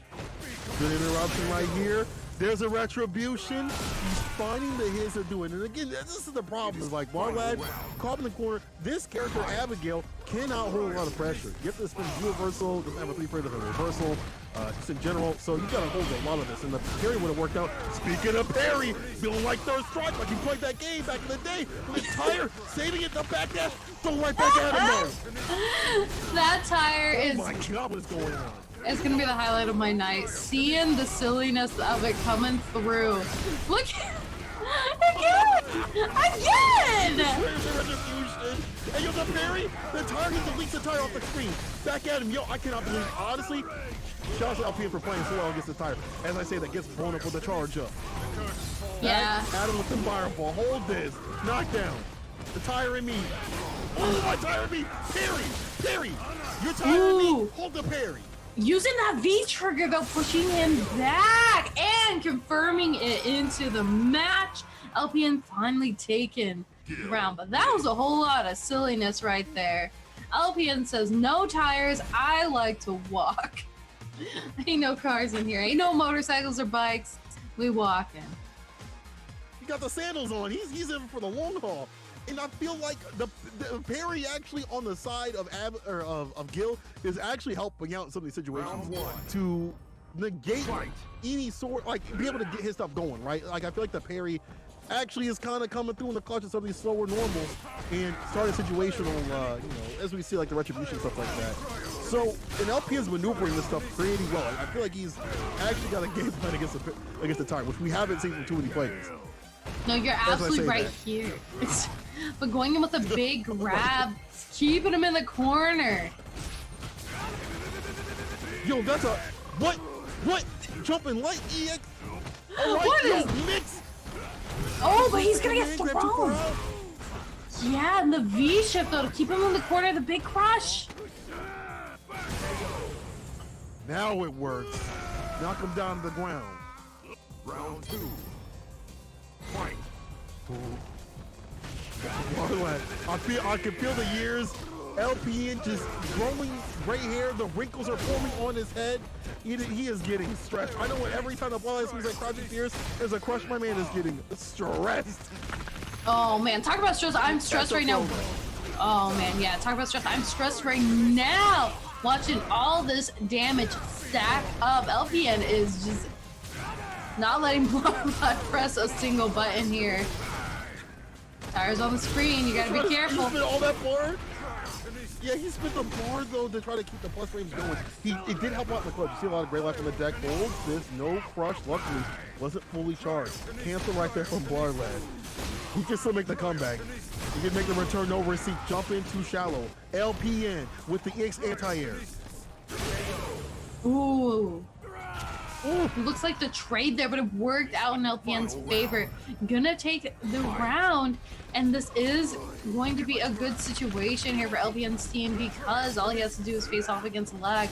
But again, definitely not down out for the count just yet. Blarlag gets a big command grab. Fire again. Anti-air there. LPN, he's used up years of his life. He's used up years of his life. He called the dragon. He was like, let me use up years of my life just to stay solid, just against Barlag. All I need to be, please, just let me have some sort of zen tranquility against Barlag, please. And the back throw, oh my, he's so lucky he did not get crushed. D-break, back to mid-screen. This is still fine because you can throw out the fireballs at the distance and, you know, going back to neutral is A-okay for LPN. No, you're absolutely right here. And sitting on that V-trigger still, which can work out really well, especially in a long range, but you gotta keep doing this. The parry! Oh, there's the activation point. Setting up the ice. For the break, though, to delete that. Still, LPN's game to win right here. A little bit more trick on the table. Interruption counter hit too far out. That's kind of a pain point of Gil. Them normals ain't too good. This EX, real damn good. Doubles down with the for the EX split. Calls up the tire. My tire and me. You gotta hold this throw. That was delicious. That was a delicious setup. That man's a Michelin star right there. He's a Michelin star. Michelin star chef. The Michelin man, that is for sure, busting in with the tire, pulling through. Bloodlad evening up the scoreboard 1-1. This is some silliness going on right here because like Round one. Gil has some interesting fireball action that can work out on Sphere, and of course, again, you mentioned this, the 2-frame parry can be really strong, but you can only you have to expect certain movement from your opponent to parry it correctly. Seeing the parry there, nothing big off of it. And on top of that, Abigail hits hard, and he's got a lot of health behind it. There's a stun. What is command grab? Oh, it's done. Yo, you see the return no receipt from Bloodlad? This is set point on the side of Bloodlad. I can. Those years that he wished for, I don't know if the wish ran out or the timer ran down, but the chaos is in favor of Bloodlad. The chaos is in favor of my tire and me. Look at him calling out. He don't care. You get hit with a few fireballs. Before the tire comes out, he does not care. I'm still laughing at the my tire and me joke, but calling the tire out once again saves his life from getting any more big damage. You go with the somersault activation time. Ooh, but the parry catches him. Nice. The 2-frame. We all talk about this is why Guile is cheap. He's got that 2-frame parry. He's got 2 of them. The high and the low, and the jump back fade away. There you go. Final game, final round. Bloodlad, LPN. Who's gonna win? You know, this is such a close call here too, and they both still have their other member of their team to come through. All right, calling him with the tire, but the big command grab's gonna do lots of damage here, and very cool stun back throw. Luckily out of the corner. Also a lot of health in that exchange. That's unfortunate. You see the cancel right there. That's a new thing that happened this season. Get the cancel off the back heavy punch. Scoring a lot of normals. Activation, retribution on the deck. That is so much done. Setup time. Deep shit goes for the break. Crouch you need to kick. EX connects. Abigail, yo, it's the tire, of course. The tire. Assist me. Ooh, assist me, tire. Oh, the tire saves him. Crease up the Yeezys. I know those are fake. Wins. Also, I know those are fake. The man. Yeezys is fake. The Yeezys is fake. We talked about the tire all night, and it finally comes through. Oh my bless. god. I would be so tight right now. I would quit Street Fighter 5 right now. I would hang up my controller. That's the dumbest. It's go time. Oh my gosh, we know you're a dad, but you're bringing in the dad jokes on top of it. But good stuff though from good stuff though from Blarlad for sure, bringing it through, earning the spot there for his team. But he is still gonna have to face off against the other half, which is No Respect. Yeah, it ain't over yet, and I'm glad we get to see more Blarlad. I'm so happy. This dude, because there's ways to deal. He's just so frustrating. He's one of those players that he's got a set game plan, win or lose. So you might have a strategy against his game plan, but you might in your brain think he's gonna stop doing this. He's gonna stop. He won't stop. He's gonna keep going, dog. He's gonna keep rolling that tire. It's all about him. The tire. Assist me. Oh my God. No, and like that's a great thing that I adore about but that's the thing I love about Blarlad's game plan is like he'll even take these like unoptimal situations like that, for example, or situations where it's like it would be really, really risky to call it the tire, and he'll say, no, we're bringing it in anyway.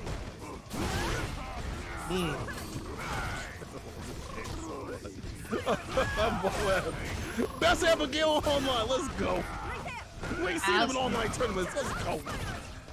No, absolutely. And a great punish. Yeah, I love these punishes there on the Soul Spiral, but nice anti-air trading though. Works out in his favor. He's gonna get Oki. Activation time and the chase down. Woo! What did I say? What I tell y'all? We don't know in the US. We don't know how to V-shift properly. All right. We don't know how to have V-shift punishes and stuff, but like in terms of like, yeah, I can V-shift and go into a punish, but we do know how to punish V-shift. We know how to do that just fine. No, you're absolutely right. Going with the neutral jump, but catching his toes. Still big command grab. Gonna give him a nice little bit of a health lead. Calling in the tire, but the tire is just rolling on by to say hello. That is, wins the command grab. That's unfortunate. And No Respect. For whatever reason, I blanked out and I was like, why is he's running? Who is this guy? Running Rose. That's kind of wild. Maybe he wants to use this character for, characters that Yuri and Fall to. Maybe Guile, I guess. Hey, cool to see him use this character. Let's go. Yeah, I mean, it worked out for him so far because he was able to nail down the round, but coming in with big damage in the tire to help buff things out. We got V-ships in here, baby. Oh, yo, the tire, pulls out again. I'm telling you, this tire, I mean, look at him. You can't do nothing in neutral. You're just trying to come on through. You're trying to set up your combos. The tire, you gotta lock down with that. You're like, dog, I'm just trying to place it. Back fist. Punish. Uh-oh, calls out the tire. Ooh. Now, in the EX flip, he had the tire behind him. It didn't matter. He had the tire behind him. The tire is the get out of jail free card because even if it's not an optimal situation, even if he's getting punished for calling it out, the tire is still coming. It's gonna end the combo early. You're still gonna get hit with it. You definitely gotta stay up close around the face of this character. And if you're No Respect, I'm wondering why. I'd like to see more of those warp setups, max distance to set up to stop. There we go. I was gonna say to stop shots. Get the dash up throw. Her throw rate is real good too. If you feel this pressure like this, you could stop the tire, get your win, get your stun, and get your done. This won't kill, but it will put him in a prime position to take it. Absolutely, but hold on now, he ain't dead just yet. Not at all. Going in with the activation time. Misses the command grab there. Really unfortunate, but the setup is definitely going to put No Respect in a nice little position here with the round up on the board. I'm really loving the change in pace of No Respect. It's not committal, and it's not getting too close to where Abigail wants to play. And then he kind of setting up shot. Now he'll get these jump ins and things like that, but ran to the medium, counter hit, EX, you know what's coming. You know what's coming. As soon as a knockdown happens, as soon as an OP happens, he's throwing out the tire. The tire stands here now. The tire is everything in this game and more. But so is this lockdown in the corner. Yeah. Oh my god, I'm dead. Ooh. It's a shot. I like that close range. And now using these satellites, I like that. So you can be able to trade a little bit better. Ooh, interrupts a charge that could have been dangerous.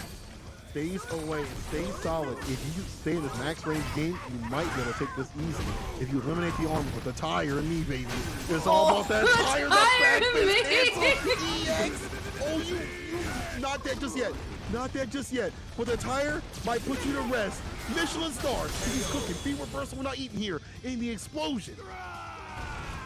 Oh my god. Oh, How did man. he stay solid? How do you do this? How do you do this? I'm getting gray hairs watching this, so I cannot even imagine how No Respect is feeling right here. It is coming down to the wire. 1-for-1 again.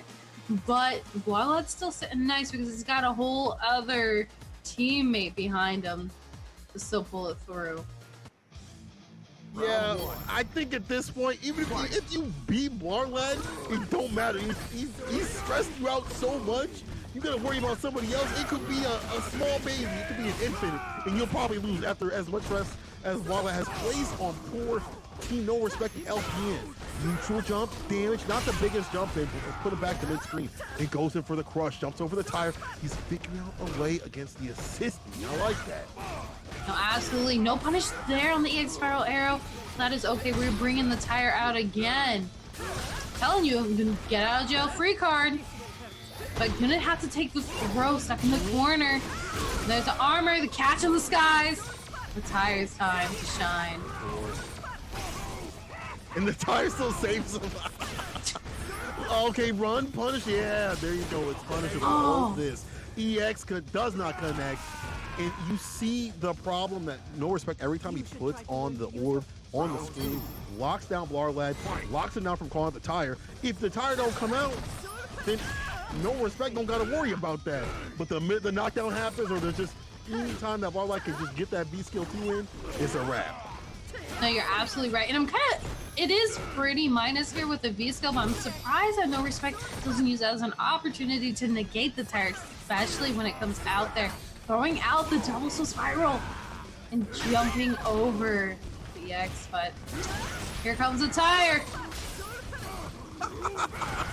Just every time that he tries to get him away, the tire comes to play.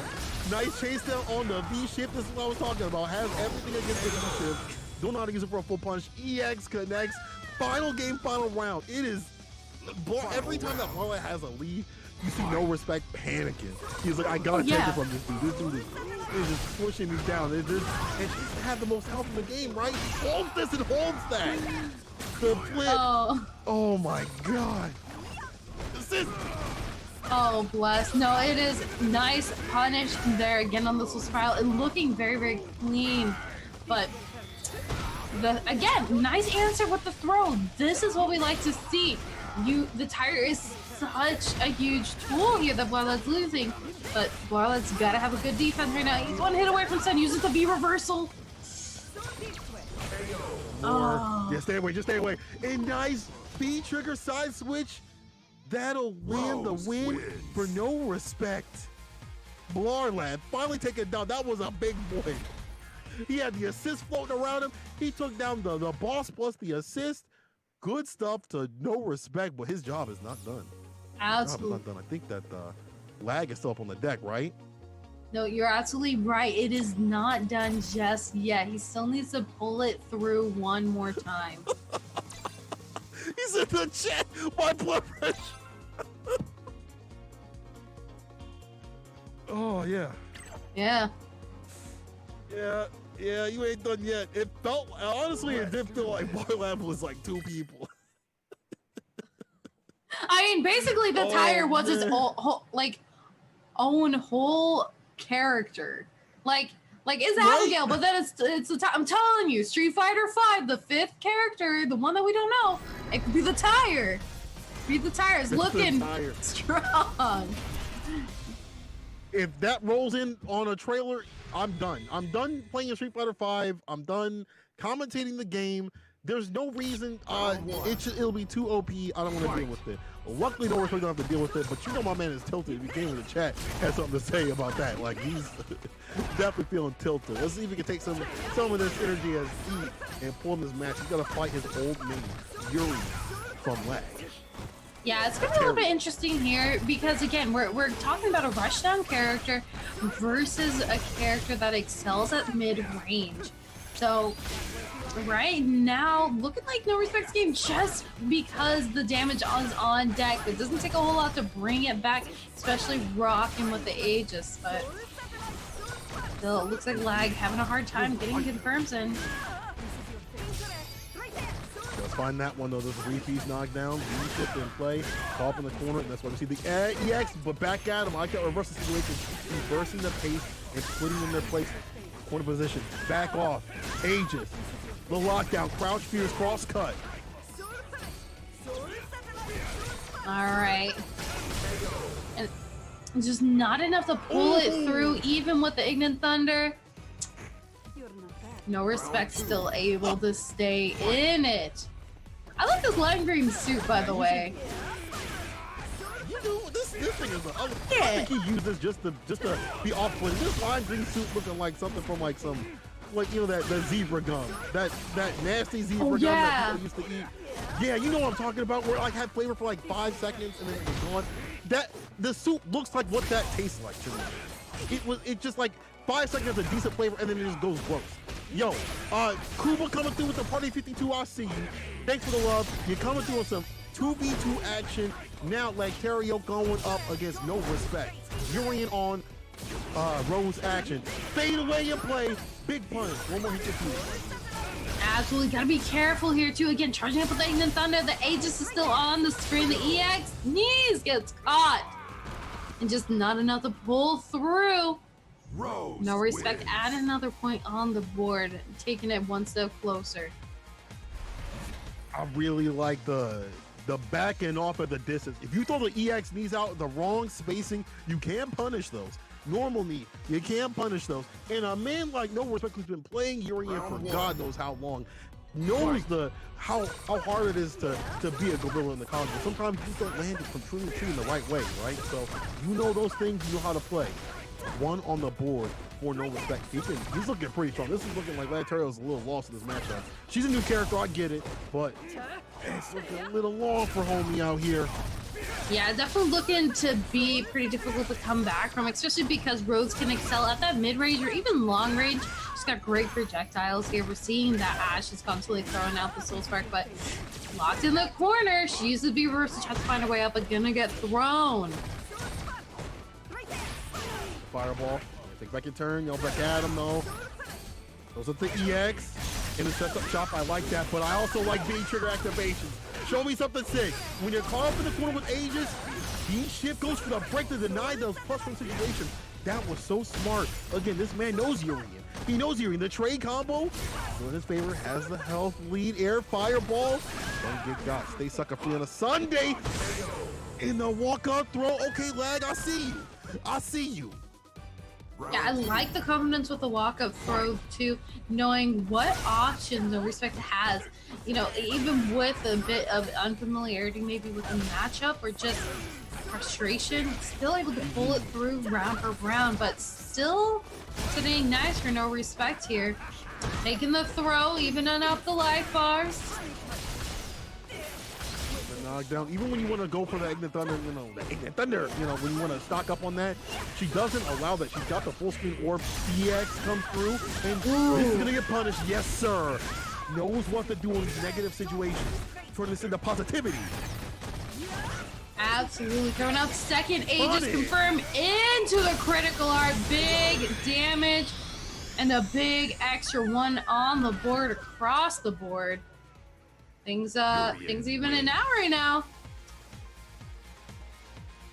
You've seen the problem with this character. You've seen the problems of Rose. Her bust out situations are mad negative. Her situational stuff with the soul arrow, super negative too. And you see the punish with the Aegis.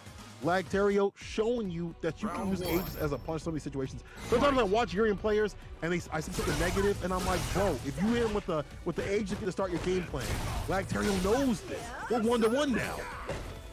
No, you're absolutely right. Able to really take advantage of those negative situations here. Gonna get big crush counter, sending Rose into the corner. Rose has a hard time trying to get out of this range. Find small confirms, no punish there on the Soul Spiral, but again, trying to inch his way out for no respect. Thunder, too far out. Ignorant up, goes up the EX knees. And Ashy knees aren't enough to finish off. And this again is the punish, not a follow-up for the win. Oh man, that could have been so much more. Still got caught up in the corner. Yeah, following up with the throw this time around, the big grab from the skies. It's one hit to do it, potentially either way. Really anybody's game. I gotta be careful what he throws out. EX knees, the Ashy is the knees coming through. No elevator. To finish the game, finish this play, just a bite. Yes, all right. Lag, on set point, bringing it back from the brink. It was only a bite. You know, there's starving scrubs around the world that aren't, you know, that would be so hungry for those confirms. Absolutely, but he finished his play and went back for a second, sitting in this potentially match point here. Up, not checked. I like this. A lot of pressure in terms of like, you see from the movement right here, Lagtario just feels a lot more aggressive by the way his movement is. I feel like he's more comfortable. He's playing a lot more hits, especially when you're on set point. You're definitely feeling like you can play your game plan. You figured out something against his character. No, you're absolutely right. He's definitely throwing out a little bit more aggression, but also knowing when to take his turn, seeing it there with the EX knees out of the corner. It's gonna get grabbed. No respect says, nope, it's my turn to play. I paid $60. I'm gonna hit some buttons. Walking him into the corner, but activation time. Ooh. This is fine. Also back for a little reset. Caught him in front. And there we go, Lagtario. Urian wins. Saving it for Team Tires. Saving it for Team Assist Me. It's like You wins Marvel, forget that. This is Team Assist Me. it's like a show and tell, you know.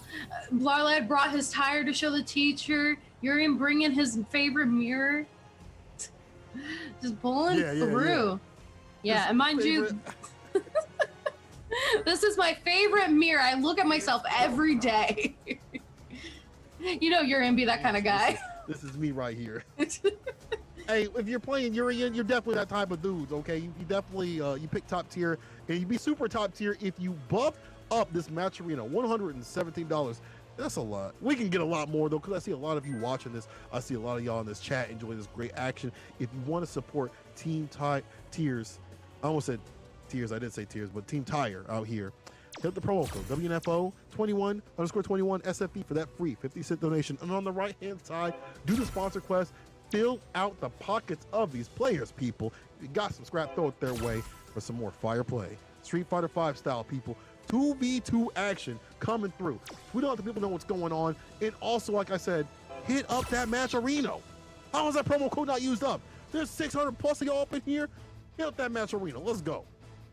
Yeah, we definitely want to see that match arena get even higher, because you know the higher it gets, the more fire we bring to the mic, the more spice, the more well seasoned. That little bit of salt sprinkled just the way we like it. And speaking of just the way we like it, Blarlad team moving on. Face off against Seville and Anthony. It's gonna be a good one. We've got some strong players coming into this. Yeah, we definitely got some. This is the great thing we said about you know, the team tournament stuff, is that you get to see a different style of fighting games, because people are usually just about that 1v1 kind of thing. When it comes to fighting games, that's great. That's what separates us from, you know, the Overwatch people yelling at each other on you know, the comms and stuff like that. However, things get a little different when you get the 2v2 situation. You have a teammate that you got to think about, what are their matchups, what are your matchups, who are they good against, who have they played. You guys talk in the Discord, and if they're streaming, which if they are any of the players that are streaming, make sure you guys check them out, you know, hit them up on the Twitches and stuff like that. But they get to chat with each other and be like, yo, hey, yo, this dude's free. Just do this. Just jump. Just jump. He can't anti-air. He ain't got those. You know, get to have those strategies that are cool to see, that cool to be implemented too in the match. I wonder how many times Lag told Blarlad to pull out the tire, or how many times he told him not to. I bet he told me, it was like, bro, just do the tire. He's like, bro, I'm all about that. Like, you ain't gotta tell me. You ain't gotta tell me. You ain't gotta tell me. There's gonna be some good action right here. Wins Marvel team going up in the Filipinos, and then also slash Chris. It's a battle of the Chris's. It is a battle of Chris's, and whoever comes out on top gets to keep their name. No, I'm kidding. I'm kidding. Yeah. But yeah, we are. Heck yeah. But we are gonna see Filipino Man up first with the Rose facing off against Chris G. It's gonna be a lot of fun here. We've seen them play a little bit already, but right now Filipino Man trying to catch him on his toes. Got cross-ups, but woo! Nice, using the V-trigger activation to get on through, knowing there's a gap, and just like that, switching the pace of the match. He really could take this and get some caught in the corner. Can't do nothing negative. That DP, remember, something in terms of reaction, like a DP, like through like a string or something like that, because he can do it. Don't allow him to, Filipino Man. Don't allow him to. Yeah, not allowed. A no zone here, but going in with a throw, and he's got plenty of meter to hang on to. He wants to follow it up right here, Soul Spark, but the V shift backwards. He's away. Even in line. Actually, I would say, yeah, oh, never mind. Now it's in favor of Chris G. Oh. Ooh. 6 on the clock. Zoni with the EX connects.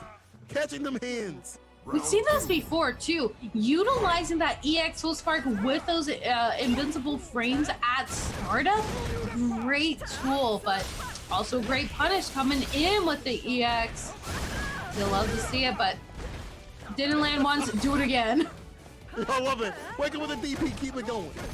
And that's the thing, you gotta introduce this early in the set. Like, you're gonna definitely do it. Like, hey, I will DP, I will anti-you, or I will wake up these decisions, so you can kind of set the pace of the match. He tried it, but Filipino Man had a little slight bait right there with the explosion, the follow-up combo. That would have been sick if that followed up. That would have been sick. Maybe if that was EX, that might have been able to follow up, but still. Has the lead and help, but throwing the combo in the corner gets Ken. Yeah, throwing out the anti-air here, just looked in the clip with that light kick, but it's just not enough to make it right here. Activation time again! The EX Soul, like pulling through with those invincible frames, really taking advantage of the projectile. You love to see the punish just work out so perfectly if you're Filipino Man. So really well done. Yeah, at that range, it's a really good tool. And again, Ken's fireball game ain't that good. His hands be out after the fireball, and you know, compared to other characters, his zoning game ain't that good. Filipino Man knows this. He definitely probably played Chris T a lot. They probably practiced quite a bit, so he definitely knows where to stand to get that punish. Absolutely, but talking about punishes here, following it up, and again, because as you said, the Sankola cannot a super strong fireball character, Rose really wins in this aspect because she has great projectiles. She's even able to throw out the B skill here. Great anti-air, following up, dash back. I like that answer. Remind him, hey, I can move. Yeah, he's trying to stay mobile, and that's, you know, Chris G's game right here is trying to stay as mobile as possible, trying to find the clutch and take confirm into anything, but it's not working. No, but the confirm into critical art definitely will work. What is it, Sankola? What is it? It's a Gallica gun! And that's one. More on the board from Filipino Man. I don't want to hear anyone in the chat ever say, let's say go high, because it's not. It's a Gallica gun! Filipino Man pulling it. Let's go. Heck yeah. Ooh, nice small confirm there into the DP. Slowly walking in the corner, but not willing to give up too much space. Chris right now keeping the pressure going. Back off too. Yo, crush, and that's the reason why. I see the V bar at the bottom. V-shift explosion deletes the V-shift. That's sick. Big jumping. Almost for the stun. Oh no. Oh no, sis. It's done. Go ahead, y'all. Go ahead and clip that one. Ooh. One more decision. One more decision. One more. Yeah, one more throw. One more anything but the slide. Oh no, activation time, and he still has all the meter in the world to play with here. V-shift away. Oh, I'm stressed. That's what man. He needs to win. Oh, falls the fireball. Recovery on the V skill. Unfortunate. Yeah, he's gotta be careful throwing out the fireball though because of the critical art. Still lands a mark with the V skill. Filipino man taking it. Wins. But still has. As an added bonus, sis. Yeah. I was gonna say as an added bonus, he gets to use that as one of his clips. You gotta win to use the clip, right? You can't lose. You can't lose and not use it, right? That's true. You gotta be able to win. Yep. You're gonna say I'm sorry. All I was gonna say is who he has to face up next, which is Plague Madness, the Jury King. Pulling through right here. Now, I probably gonna stick it out with the Rose, I would expect. I mean, just because he's rocking the Rose so well tonight, and he's really been doing well. Obviously, the Rose taking him into the losers quarterfinals and to this last match here. But this is Plague Madness we're talking about. This is a Jury. This is potentially V Trigger 2. We'll see here in just a moment. Yeah, we're gonna check. Yeah, going to V Trigger. You're right. I actually think this is a not the worst trigger to pick. I think the pressure trigger of 1 is really good, but maybe trigger 2 could absorb a lot of that meter that Rose wants to use, right? Like that's where she gets the most out of her exchanges, most out of her damage. If she doesn't have that, you're not seeing too much from her. Like, she can get things going, but that also takes on the reversal situation too. However, Filipino man stuck with his character. Everyone said Rose is weak. I don't want to play Rose, yada yada yada. He done made top spot up in CPT, and he's making waves out here. We'll see what happens. Yeah, definitely pulling through. Even stuck in the corner, though, trying to find something to land its mark. The low projectile is going to catch his toes. He's got to be conscious of that because that is an option on deck. Full spiral lands, and back into the nooch we go. Anti-air jab worked out the clutch. Sweep activation off the feet. Don't let the fireball mix. Just makes it fall the fireball to get things started and keep rid of that bar. Neutral jump. Activation. Again, goodbye any meter you had because it is mine for the taking. My meter and I need it now. It's my meter and I need it now. Call 1-800-PLAGUE MADNESS for your meter or money back. Just like that, Plague Madness with the round of board. Let's go, Plague. Looking really strong out here. Yeah, able to pull it through, but he's got to keep this momentum going. And right now, Filipino man lock him into the corner. Ooh, nice punish. Jumps in. So you can get a full combo, unfortunately. And I like Clay, when he goes these round stars, better aggression also with the EX. Call from the corner, Filipino man finally finds a sweep. I feel like every time people try to backdash away from the V trigger and still get swept off the feet, like every single time. The Filipino man and finds the confirm. Oh man, it's time for another rerun of Filipino man Z with the Gallica gun. No, to get it done. But the V trigger side switch, how many times has this happened, sis? Just block, y'all, just block. Please, just block. More times than I can count, that is for sure. And that's going to be another round going to Filipino man here. But again, Plague Madness still holding on, so not down and out just yet. Bring him a throw. And plenty of meter, going to use it there. Going to get the full corner carry, but the back throw sends him to the corner this time. Pressure time right here. Her throw game mad good. Look at the range on her throw. She's not even in front of the face. So close, it is ridiculous. I guess she needs it, yada yada, but nice. And you're gonna get conversion right there, defending the kick, activation off the feet. Side switch this time, Plague blocking for damn dear life because he knows it might be night. Absolutely. Talk about activation time here. Gonna suck up all that meter for himself. Like, man is trying to get across above his own, but V shift away from it, keep him in the corner. Oh no, miss pinwheel! No!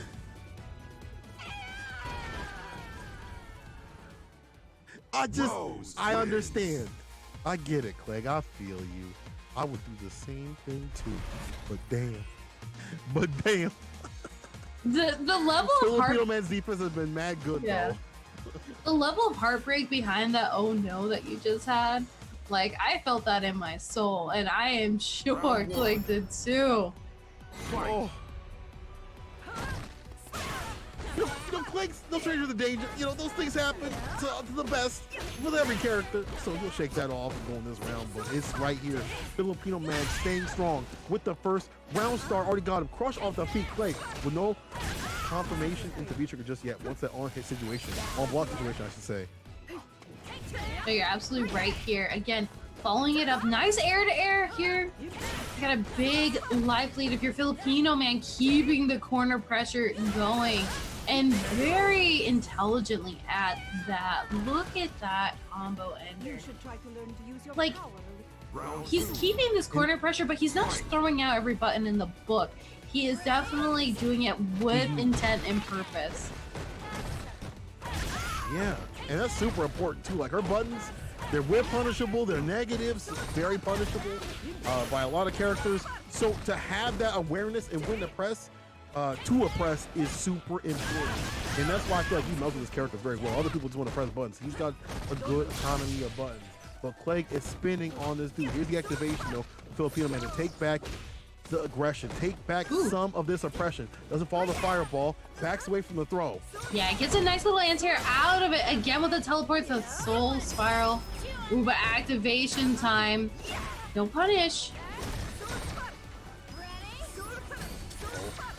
He's skill socked up. That means you can skate on through the fireball. Applies the credit card. Throw. Clegg. We're gonna be wake up, back throw. That was probably defensive tag, but hey, we take those. Yeah, and one confirm could potentially do it here, but doesn't even need the critical. All right, just gonna spend a little extra meter again using the EX Soul Spiral. Sankola, how you feeling about that? You took a step back there. Every time the EX, it's like a gorilla scarf. It's the gorilla scarf. You just throw that sucker out. Makes me feel a little unusual, okay? Just a slight bit unusual, but that lands Filipino man the victory. We said it before, his economy of buttons, his economy of when he wants to spin, his buttons, his specials, all those are just well placed. And Angela coming through. Yo, Team Sam Show coming through with the 57. I see you. Thank you for coming through. Enjoy some Street Fighter 5. But his back to Filipino man, his economy of buttons is really well spent. He knows when to spin to win. He knows when and where to place things, as well as, you know, when to, I guess the best way to put it is hold back on the pressure. I'll pressure y'all to do something. There's new people coming through. Please help the match arena. I'm gonna pressure y'all to hit that match arena, run the code, run some love for the players as we get further and further in this bracket, as we see people get zipped up and shipped up outside of this bracket. And with some body bags lately. There's been a lot of body bags, your favorite players. Absolutely, because this is 2v2. It is a team tournament. And speaking of teams, we have up next on deck, Seville versus Anthony. Who are they facing against Sankola? Oh, man. My lad!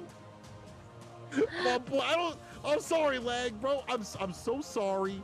You're a great guy. You're a great player. But the one I want to see is Barlad. The one I want to see is Barlad. And they're so smart to send up Barlad first, because even if he doesn't win, he just stretches out the other team enough that they will falter, they'll make mistakes. He is just that dude, just swinging. Yeah, he just tires them out. It's too late for these jokes. It's too late for these jokes, y'all. Come on. Oh man, my heart can't take my heart. I bet the players' hearts can't take this either. If you didn't catch Barlad's neutral, it was definitely unusual. He loves to use the V skill too. He loves to use the tire. He lives to tire them out with the tire. Is my tire and me. He assists me, all right, to rule the neutral. And against a character that loves to melt in the chaos, I'm curious to see how this is going to happen. I think Ken still does a really good job against Abigail. The jump ins are even better. They were good prior to the nerfs and the anti-airs of Abigail. Heavy punch and stuff like that, real good on the Ken side. But the ground game in play from BlazBlue got locked in the corner. Yeah, no, and that's going to be the big thing here, though. We have to remember that Abigail does a lot of damage, but we have great anti-airs on Anthony's side. We're going to get those checks and send things back into the neutral, but looks like BlazBlue not being as liberal with the tire this round around, but spoke a little too soon because the tire is out to play. The double crush! My man crushed him twice, make it nice. Oh, he's getting so much V-bar and he ain't even there. Beautiful jump though from Anthony coming through with the BBQ. The hot stuff. Yo, EX connects to pull up the next hit. That was smart. That was smart. Talk about the hot stuff right there. Pulling through with a round. BlazBlue looking pretty crispy. The man sitting on a throne of rubber. That is for sure. He's in like a what is it, one of those scrap yards or whatever. Yeah, yeah. There's metal parts jutting out everywhere. You need to tetanus shot after this. Like, bro, you need to get a different hobby. But BlazBlue again loves the tire and loves to use the EX as an anti. We were talking about the anti being a problematic thing, and he used the EX crosscut Abigail punch. Yo, BlazBlue will find any way to anti-air but getting the parry and use the tire to get these wins to lock down the neutral. EXDP though. Yeah, the EXDP is gonna look nice, but we talk about needing a tetanus shot, but I don't know if that's gonna penetrate his skin with all that armor, but the EXDP again, second time around, and the damage to follow. Anthony tying things up round per round. Final round. I like this play from Anthony. Stay aggressive with this. Stay on top of it. If there's one character that can kind of come through, exactly, EX Tatsu can come through in the neutral to delete any sort of tire situation, try to call them out raw, and get going strong. And the chaos that can come from either the air or the ground is great. That's why you see BlazBlue have to go for this EX, get the knockdown, calm the tire again, has to have someone assist me. Please assist me, tire. Save me, tire. Double down with the crouch, squeeze tire off the ground. Yeah, tire. Ooh. Tire's gonna catch him in the air, but back into the corner for BlazBlue. Following up with a throw here. Fading out neutral jump activation time and big damage to follow. Tire again. Yo, EX going through. No sympathy or empathy for that bad DP. And you know what's coming, sis. The tire in me. Oh, don't press the damn button. Oh my God, the crouch is charge up. I mean, it was coming. We all saw it. It's so slow, but you're just like, you panic because you don't know what to do. And the thing is, it's such a big move that, like, unless you can manage to time out make a good jump, you're stuck, especially in the corner. You're trapped, man. God, you really are. And even BlazBlue did that in a smart way. He definitely delayed that crouch fears charge up to get that win. Okay, BlazBlue starting to figure out this neutral. The chaotic situations are starting to land in his favor. Can he smooth on through against Anthony BBQ? Wipe his hands off on the man like he has a bad barbecue. BP, nice, gets the counter hit. The medium vegan on the wake up. Neutral jump, heavy punch. Gotta be careful though. Absolutely. He perked the Yeezys like that. He perked the Yeezys with the EX Tatsu. Yeah, I'm saying a little bit of ash on them Yeezys because look at the fire coming from Anthony. The man's got BBQ in his name for a reason because he brings the heat and he's ready to cook with it.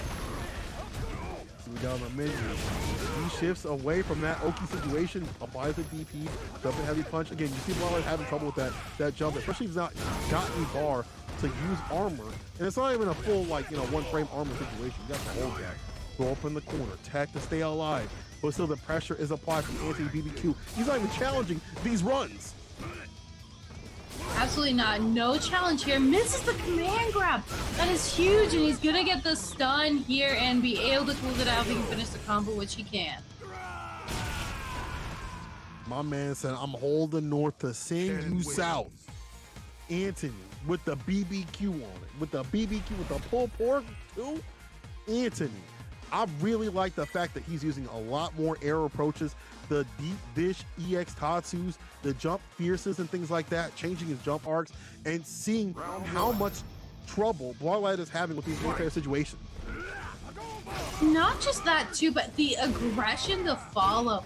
He's not letting the tire scare him, and he's not giving BlazBlue an opportunity to throw the tire. You know, we're not seeing this heavy usage of these far-ranging fireballs. They're very up close and personal for good reason too. But BlazBlue catches with the crush counter here, following up the tire. Juggle? You juggle off the tire. This is the greatest thing ever added to Street Fighter V is the tire. And BlazBlue, the best online Abigail, you can't tell him he ain't fine. Sweep out, I like that. Let's put top in the corner, the side switch, back, fist activation, EX connects, and sis, you know what's coming. The tire in me. The tire in me. Ooh, but can get hit with small cross up there and misses the charge up, flipped by the Tatsu. The fireball to end it out. Anthony right here sitting on match point.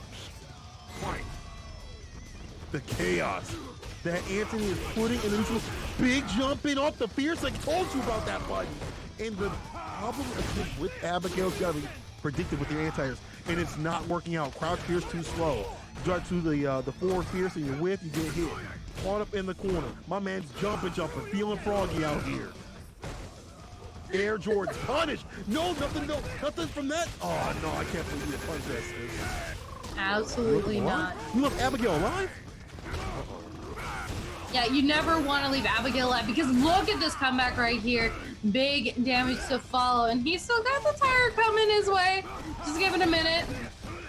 You know, it's a big tire. It takes a while.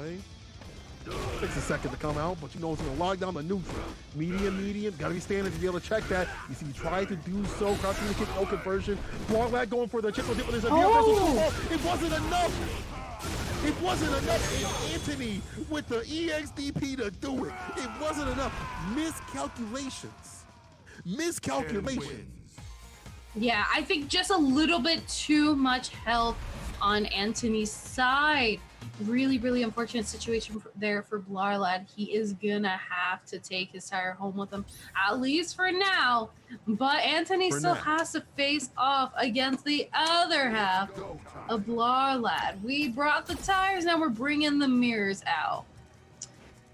You gotta make a look in the mirror, think about your decisions.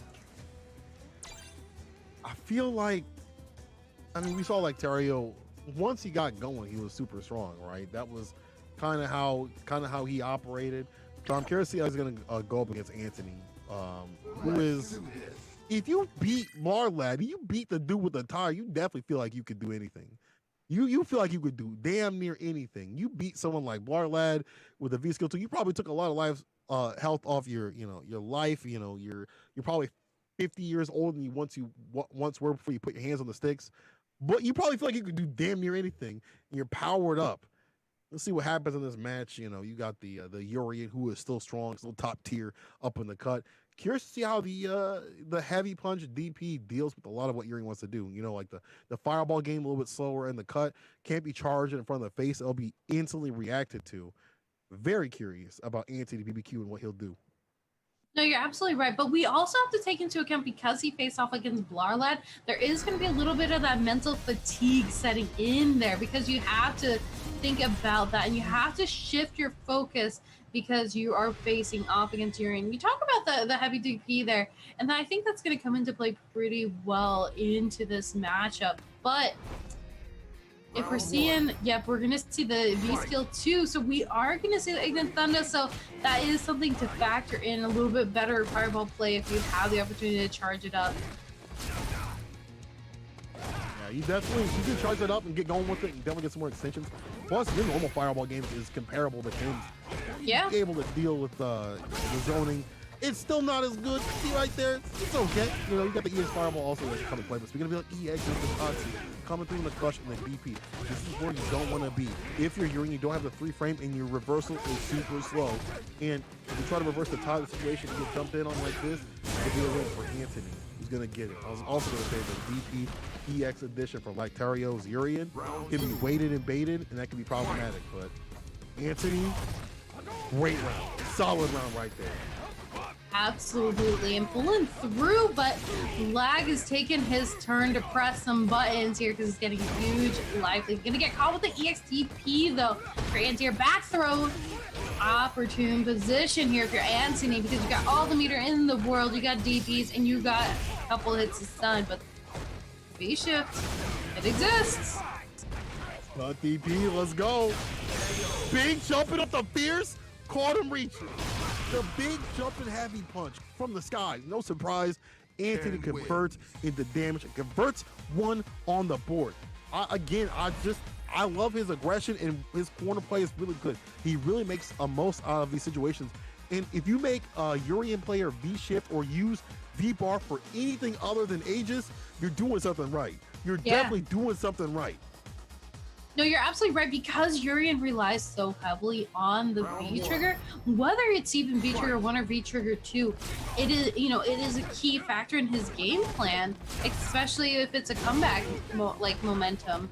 So you're absolutely right, Anthony, doing something right here and sitting on potentially the last match to secure his spot that much closer to grand finals.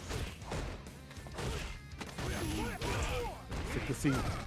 Interrupts. And you see Anthony drop, not really having to with the counter kick, but still with these dash up throws. Like Tario getting DP put in the corner.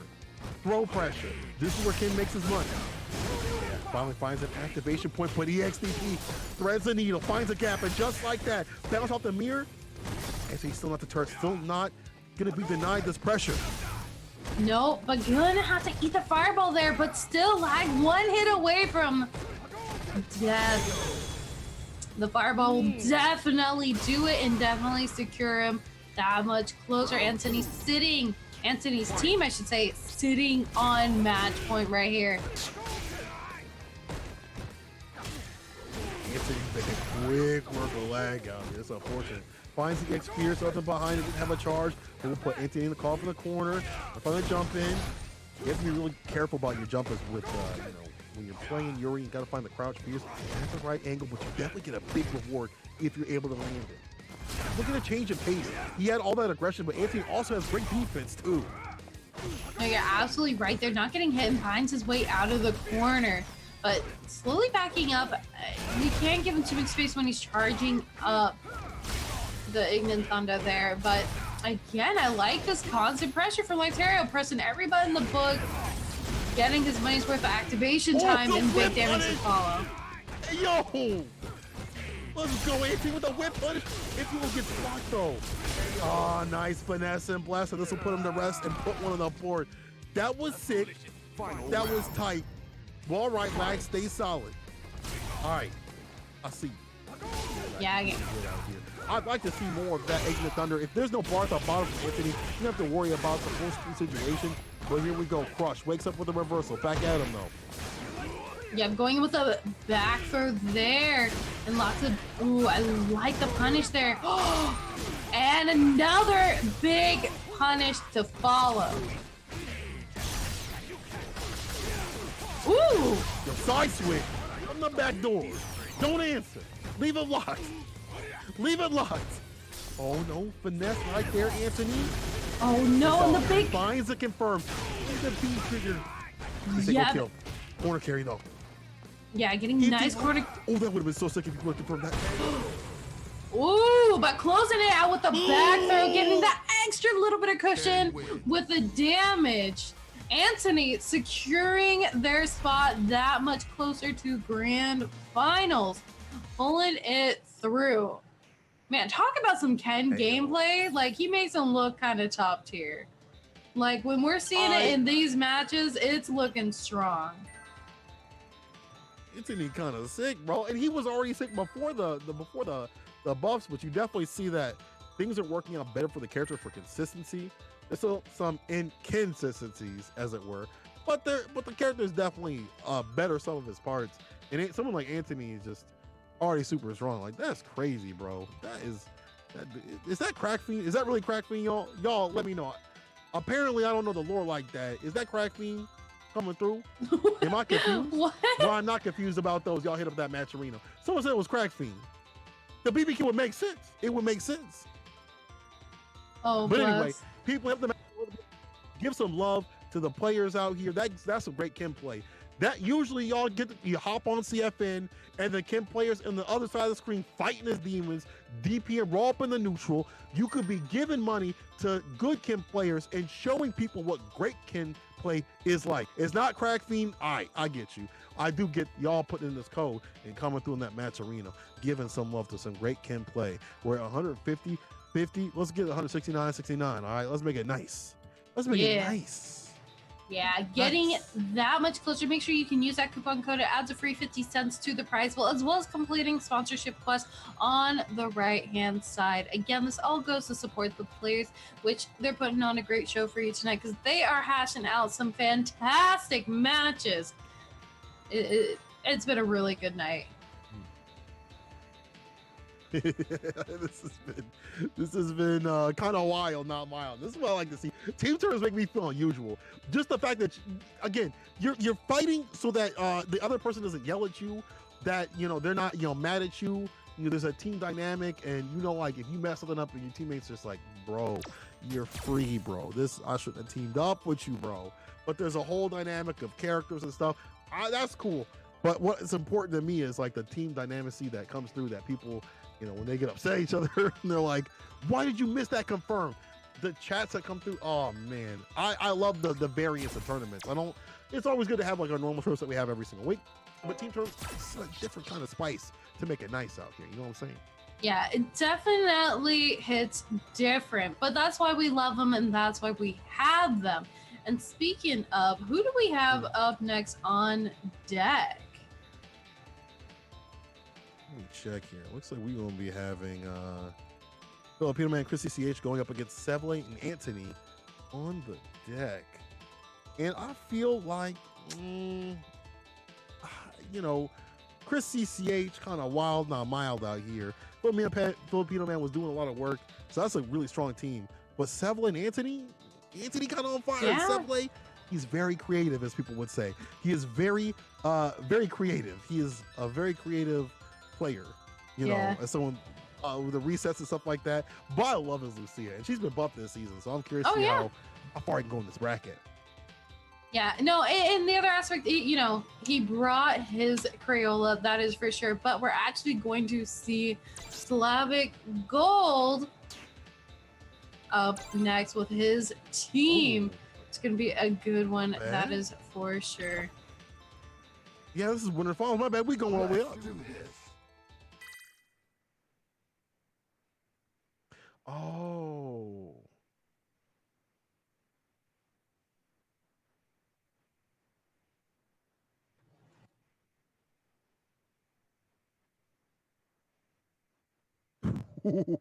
Oh, that's rough. Does he get 2 lives?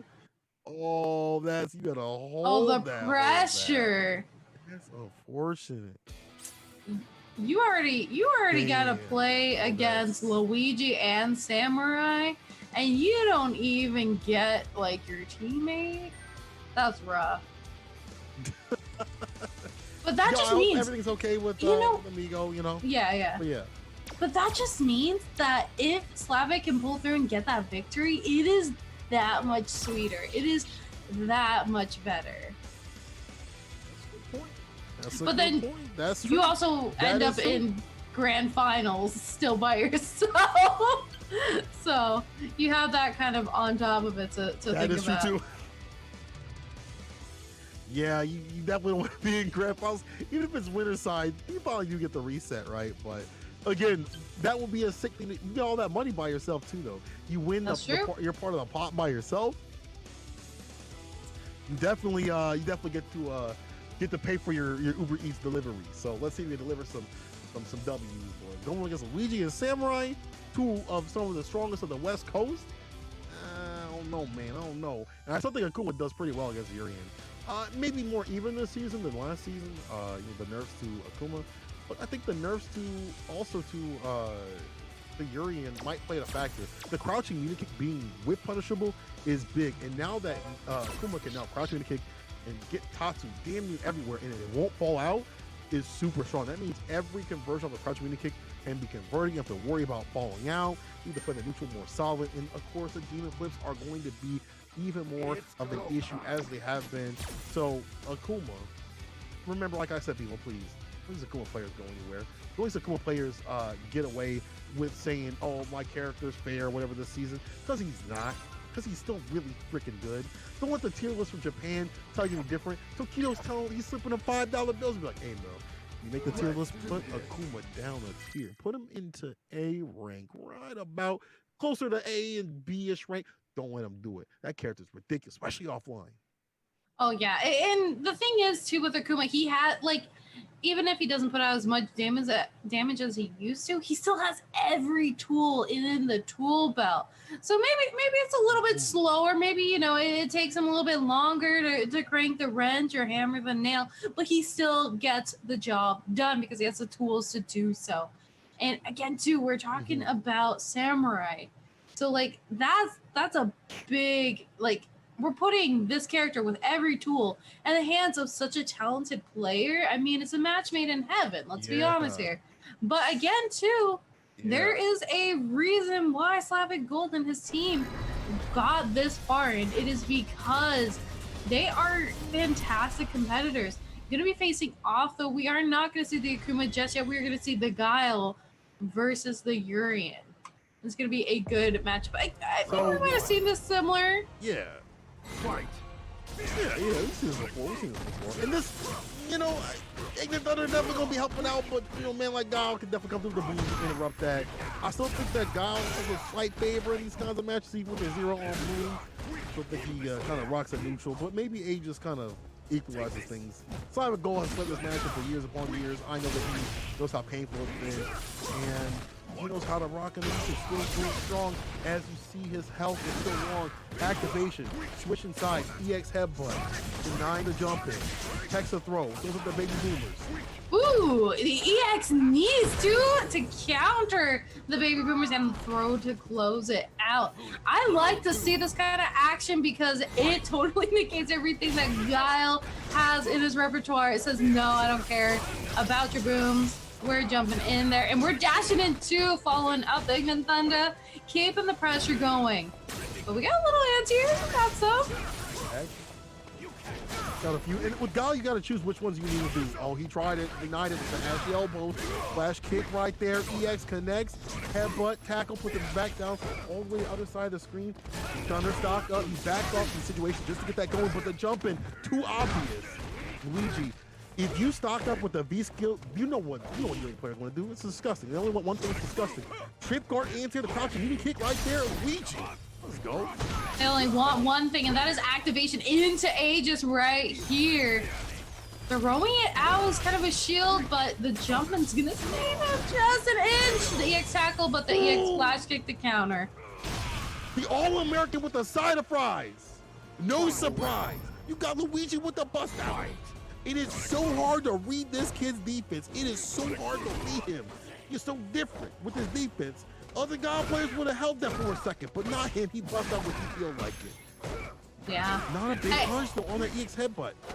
Absolutely. Following it up with a back throw. Interesting choice there. Maybe to set up something up. Going in with the... Ooh. Trade? Back at him. Big jumping. He ain't stopping. The jump is, he's feeling froggy out here. With the air joy, the jump man. Uh-oh. Also with the ages, nobody home though. The block, universal, offensive foul. And another jump in. No anti-airs. The Urian with no anti-airs. Easier said than done, I get it though. Easier said than done with the anti-airs. Gotta be choosing what you do with the crouching fierce and things like that, but Luigi understands the rhythm of when to jump in.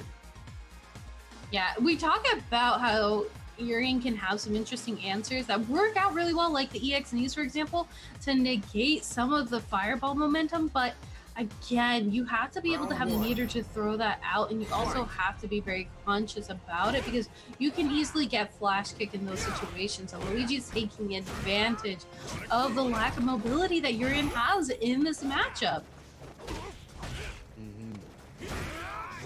Buff with the two-piece anti with the crouch feeders right there. Heavy kick to every time you see a walk back, you're definitely gonna see Luigi hit the heavy kick. Oh yeah, like just like that. Adding them in that gray light situation If you try to press at that distance, even if you are blocked on the boom, you might get crushed. Air throw though, right in front of the face, puts it in place. EX connects, the knockdown, the jump in at the right time. Luigi's looking fine. Yep, activation here, but the back throw to close things out. Luigi sitting at set point that much closer. He can taste it, he can smell it, he can see grand finals in the distance, but he still has to take this round. The air throw, though, definitely going to be an exclamation point in that. Oh my God, my man flash kick EX addition from that distance, air throw. Oh, it's all Luigi, all damn day. All damn day, sweep off the feet, throw him again. Look at this pressure right here. The activation time, the anti-air, and the low to close it out. Guile wins. Quick teams. Quick teams. Absolutely. And that's unfortunate. What did we say before, right? He is lacking a player on his side, and you know what that means. Amigo, I hope you're okay. I hope everything's okay. But I also hope if it's not okay, that you know, you know what I'm saying? Like, if you're not okay, you just bow it out because you got tired or something. You know, Simon Gold gonna be punching the air because he's like, bro, what? You left me? You left me to the Lions? And now those Lions are moving on to winner side of grand finals. I gotta boot up my game again, but they're gonna get that win. Damn, that was kind of sick from Luigi though. He definitely had that. Yeah. Absolutely. And I mean, he showed all the tools and resources that Guile has, and it really excelled at them in that kind of matchup with a rushdown character.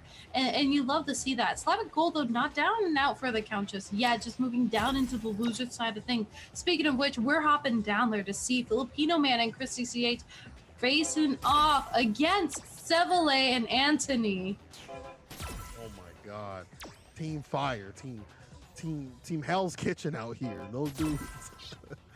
Not only are their characters, you know, aggressive, their style is aggressive, but super impressive because not only is Sevele, you know, a man of his own sort of style, he's also very creative with his resets and stuff like that. And it's hard to read him. And, you know, I can't say anything against that style. You know, sometimes he drops it, but it's all according to Sevele's plan.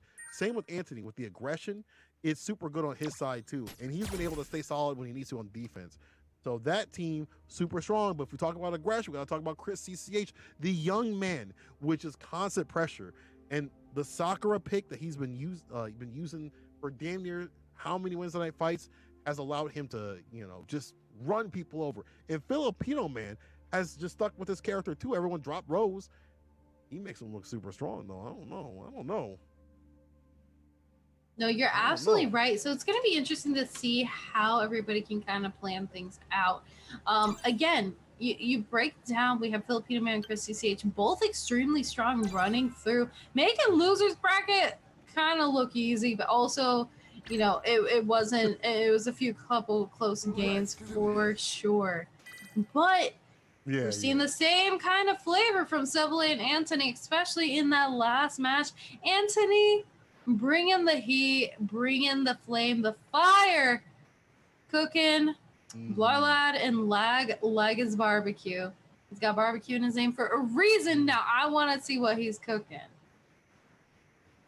Yeah, I'm trying to see what's on the menu right here. I've loved seeing Kim players that are not, you know, wild, not mild, but in a bad way. You know what I'm saying? Like there's the good kind of wild, and there's the CFN kind of wild at every rank, where those dudes just don't care about a damn thing. Neutral is not in their repertoire, but that's different for Anthony. He's got a plan. He's got an actual template of what he wants to do in a lot of the matchups. He definitely knows what to do. So I'm really curious to see. You know, he's always been strong, right? I'm curious how far Ken's going to take him. I'm curious to see if he's even entered the Intel. I'm not even sure if he's entered the Intel tournaments. I love to see him enter a lot more of the Wednesday Night Fights tournaments, especially now that Ken is looking real strong this season. But I have a goal switching to Seth. He in the Battle Lounge, he said, "Bah ha ha ha, my name is Seth," and I thought he was a joke, but he picked the Seth. Yeah, no. And we've seen when Seth first came out, Chris CCH was absolutely dominating the scene with the Seth here. So this isn't a new character pick by any means. Seth, you know, has some nerfs coming into the season, but still pretty strong in the roster. So not a huge surprise, a little surprise, but not a huge one from Chris CCH. But Right now, the Seth is definitely eating the damage here from Anthony because he's keeping him in the corner. Activation time. Ooh! Got those combos. Explosion, you forgot, but didn't find the combo. And he goes with a V reversal. EX does not connect, too far for the V skill. And I think Ken can fight this character pretty damn well. In these -4 situations, these minus situations just in general, you have the DP to kind of counter that. And Ken's been, you know, because of that buff, can kind of take advantage of these negative situations, lay on the DP, and Seth can't take nearly as much as they did last season. No, you're absolutely right. Yeah, Seth definitely got some of those nerfs that really hurt his gameplay. There's the DP there, but finally finds the mark. But not enough to get things going because Anthony gonna close out the round. And we're seeing these smart plays from Anthony. We're seeing this consistent usage of the DP at the right moment, which that gives him great screen carry. It gives him a great opportunity to keep the damage momentum. Talk about DPs from Chrissy CH. Yeah. All right, Chrissy CH. Let's crush me kick in the EX and X. Okay. Dash up. Oh, nice check on the fake stuff. Go for the back throw reset. The American reset right there. Don't do combos, just American resets. The fireball though. The toxic could be a problem. So the toxic EX from the corner with the corner carry. Absolutely pushing. Ooh, look at that great life. One hit, absolutely dwindled it. But activation time here. Nothing to follow up with. He's gonna get punished for it. So unfortunate. Inconsistencies. Inconsistencies right there. I wasn't able to find a fault. You know, Ken players are definitely drafting up another 100-man document. You know, they're gonna have a whole ass, you know, thesis to write off the Capcom. This thing connected. Why didn't you? Capcom, please buff our character again. But careful, again, I've said before, with these bad tosses could be a DP right behind him from Anthony. As Chrissy CH could get checked. Finds the activation off the crouching heavy kick, keeping it safe. And the switch, EX, laying all the hands on the man. Oh no! Oh, misses the EX DP there and it's gonna get big punished for it. Push him into the corner. Break on the throw, but the axe kick is too strong. Even after the season, it's still so strong. But I thought it was nerfed. What happened? I thought it was nerfed. I thought you can't use it anymore. It's nerfed. But good players will always find a way to, you know, use these tools that are kind of weak. And it's a good closer, to be honest. It's a good closer. Yeah. Because if you went for the entire situation like a decent like this, you're going to get got. If you try to go for a throw tech, you're going to get got. It's a great closer, and it's going to be a thing that you don't use for every situation, but just as like a final game kind of moment, that in-round kind of moment. Yeah, and not to mention too, the axe kick can give you some interesting Oki situations that really work out, especially when you're pushing your opponent into the corner here. You're gonna get the cross up from Chrissy CH, putting the damage on the board, and a great start. But backing off a little bit. Man, letting them crouching heavy kick go for free. I would like to see if a DP might work in that situation now that it's been buffed. You could probably reach. I've seen Big Bird talk about that full core conversion. Yeah. The frame kill off the light. B trigger. All right, D reversal. Don't have to deal with that. Oh, you thought he tried to call that back in time, but was just too late. Too late in the game. Anti with the jumping for the win. I think it's really difficult to navigate with that V trigger too, because once it sits on the screen, you have to be really conscious of how you're going to utilize it. Activation time here, we're going to see that moment where unless he gets a single hit, which he did, he's able to optimize damage off of it. Otherwise, it's kind of useless. Yeah, you might get another one for Chrissy CH if you land a close counter, or be able to land a little bit more of the V skills or take all this damage, which you probably don't want. Goes for the normal throw, dash up. Anthony going for the blocks, and V reversal lane on the gray life. One more hit to do it. One confirmed from Anthony. Could do the job. There it is, the crouching kick EX fireball for the win. Ooh. Can win. Yeah, talk about stress right here. But the thing is too, like, Christy CH was sitting on a plethora of resources. He had a full stick of butter to cook with, and he just did not have the opportunity to be able to utilize it. And that's a big thing we have to focus on too, is when you have your resources, you have to know how to use them. You have to be able to use them. And sometimes when you're stuck blocking as your opponent consistently is pushing buttons at you, you're sitting on that all day.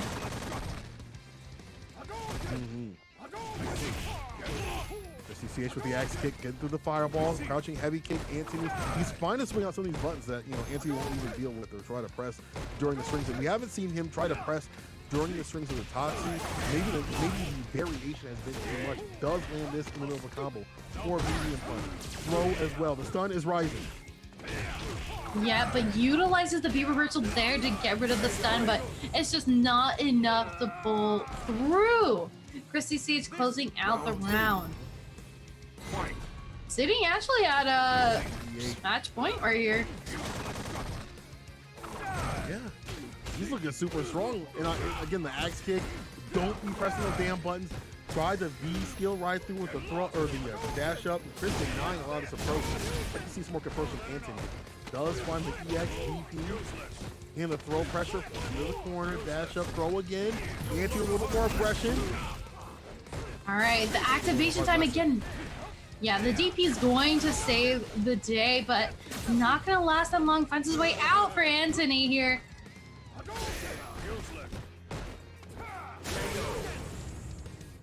Cross-cut DP, Anthony. Anthony with a cross-cut DP. Let me get that on with a side of fries. A cross-cut DP with a side of fries, please.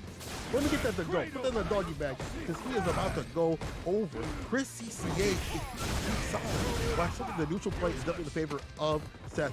DP though. Back row. Call for the corner against Ken, not where you want to be.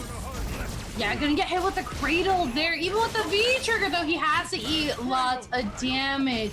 He'll enter in the confirm into critical art. I don't know if I want to call it. It's the end. This is below the bar. Oh God, it does do the bead.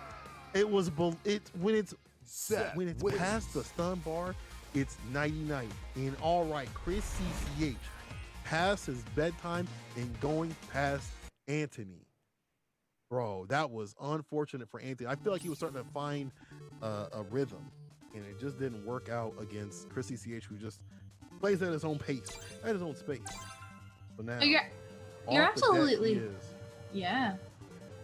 So you're absolutely right there with Christy CH pulling through. Now he has to face off against Seville, and he's really got to change up a little bit of his game plan here, because he's not facing off against a traditional Shodown or anything in that regard. He's facing off against Lucia, who's got some funky fireball gameplay. And so I wonder if there is going to be any sort of character switch or any determination in that regard. But again, the funky gameplay with the Lucia pick is really... You have to play around the fireballs, and you have, especially the EX. Sticking out with the Seth here. I don't know. It's going to be weird. I think, yeah, it's gonna be weird. I think with the V skill, that even with the nerfs that happen to the V skill, you do get more off if you are, you know, at max range. That's what you see in that mid distance right there. He's like, if you whip, throw a fireball, you're gonna get got. And Chris CC sticking with the character, not a bad pick. I don't think this season. I still think, you know, Seth does pretty well. Keep at that mid range against CC. Yeah, and we're seeing a lot of damage, even with the nerfs. Again, Seth still puts it on the board. And that axe kick is still so powerful. And I like to think that the axe kick has a good answer to some of the fireball game plan. But right here, Seville locking him down with the activation point. Big damage to follow. Dash up, lays the hands from the back door, blocks it though. The lock door, but the dive kick to come through from the windows. From the windows he comes. Chris CCH busting through the second floor with the axe kick. We've seen that so many times. The axe kick is the closer. If you're Seville, you gotta figure out ways to deal with that. Either back away, whip punish, or, you know, just hold that. Yeah, from the windows to the wall. We're pushing you into the corner here. Woo! The back heavy kick too. I like the answer for the anti-air and the stun. And Chrissy CH has got all the meter in the world to close it out here. Yep, I'm gonna spend it, and I don't blame him. Putting another one on the board, that much closer into grand finals. They still has one more to go. Quick stuff. Seth wins. Chris CCH taking down a whole team with Seth. It is weird because I haven't seen a Seth in a long time. Yeah. I haven't seen a Seth in a long time, to be honest. It's been a bit. It's been a bit since I've seen a Seth. It's all about the Sakura pick. I like that he's keeping multiple characters strong. I feel like in this season of Street Fighter V, even if your character is like, you know, top 5, top 10, whatever, it's good to see. People are still sticking with different characters and stuff, and I still think Seth is still strong. Maybe, you know, A tier instead of S tier, but still has a lot of skills to work with. And that B skill, if you're too close, you're gonna get got. Yeah, and again, I want to talk about the axe kick real quick because it's actually a great tool to combat against Lucia's fireballs. As long as she's not throwing it up in the air. Oh no, big punish on the cradle here. But as long as she's not throwing it up in the air, it's actually a great tool, especially a heavy axe kick. It's going to be a little bit more floaty. And so it's going to hang Seth up there, negate the fireball, and potentially answer back with some damage. But stuck in the corner right now for Chris CCH. Going to get the crush out of there. Fifth heavy kick, baits it out, gets a punish this time. Back on the ground with the mad cradle. Dreamy kick, crack kick, back at distance.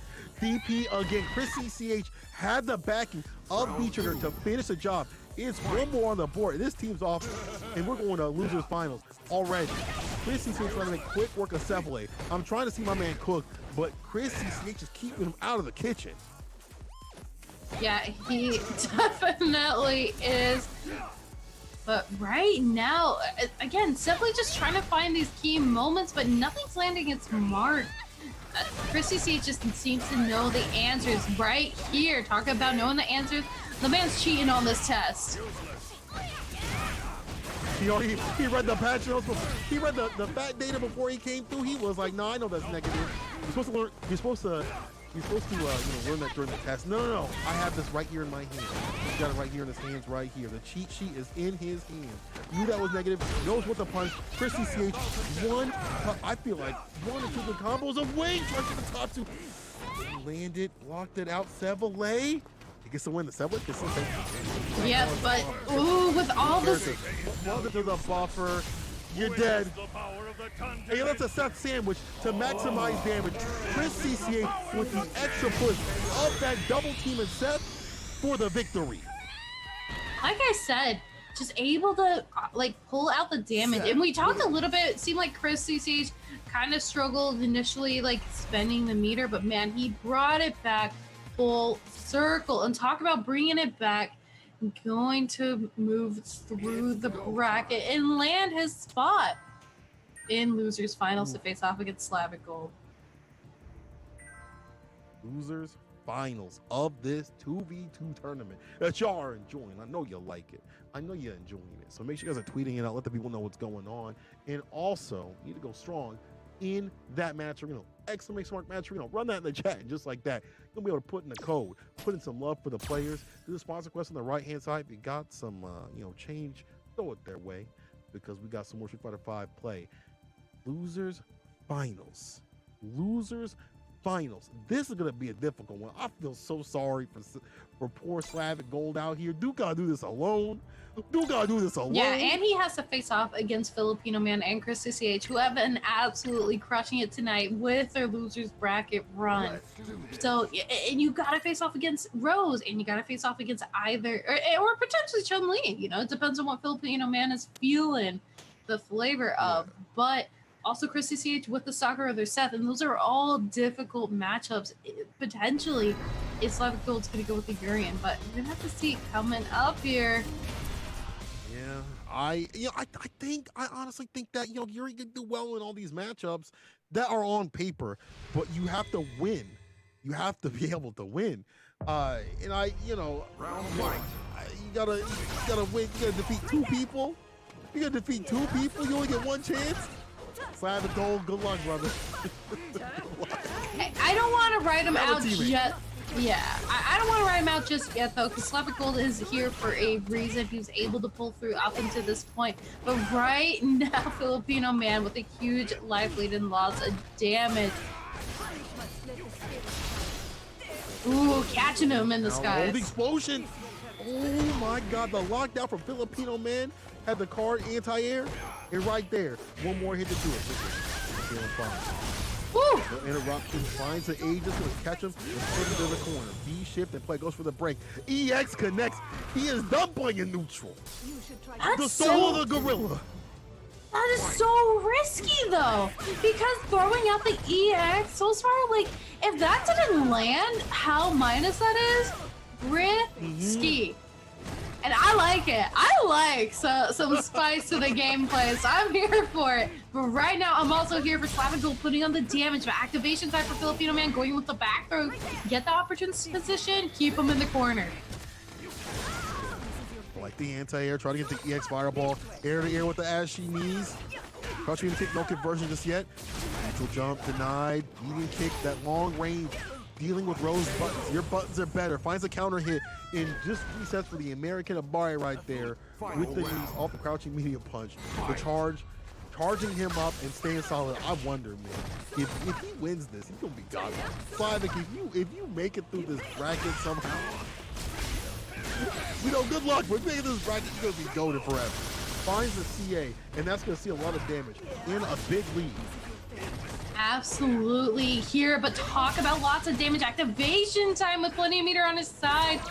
Filipino man just needs the one confirm, but he is not gonna find it just yet. It's a drop That throw though. on the charge. Yeah. Anthony's still staying solid. The Filipino man got all that bar to work with again. Yet Soul of the gorilla. Coming through, cut through the neutral, try to get a juggle. Nobody home, but SoCal caught up in the corner. But Aegis is in play. You thought you better stay sucker free on a Sunday. That was a wait and see. Yeah, back it away. You knew another Aegis was there.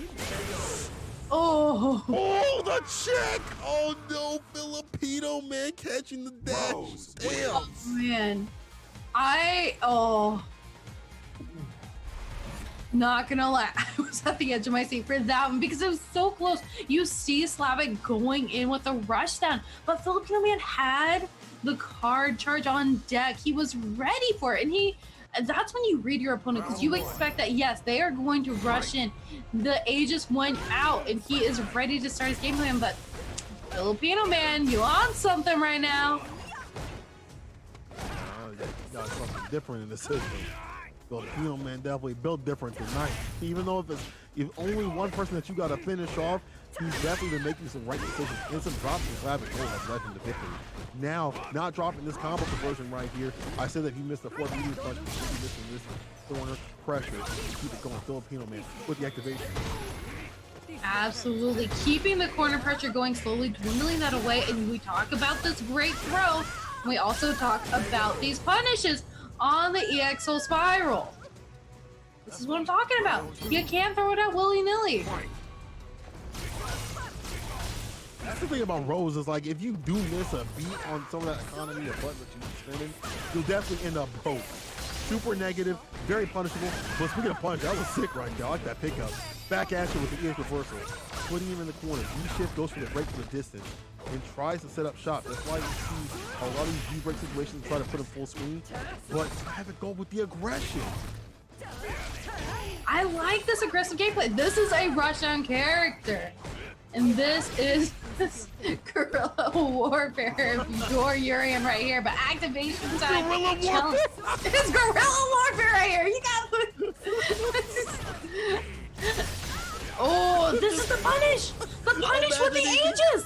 Yes. That's so we saw this so many times. You cannot be lacking or slacking when Aegis is on the deck, unloads the whole clip, but that'll do it. Dude, guerrilla warfare. Just swing it from the trees. And I feel like you gotta do that against Rose. Oh, yeah. Slavic Gold definitely coming through with the EX knees and stuff like that. How his approaches on the ground and the skies. No surprises, hard to read what he wants to do. It's really difficult to dealing with what he wants to do. He's tied it up. Can he make this ridiculous comeback by himself? His team member has left the building. They've exited stage left. Is Slavic Gold going to take this by himself? He's gonna need to. He doesn't have a choice. His knees, though, definitely gonna take him an inch closer, keeping Filipino Man in the corner here. But activation time, trying to find his way out. The teleport will definitely get you there.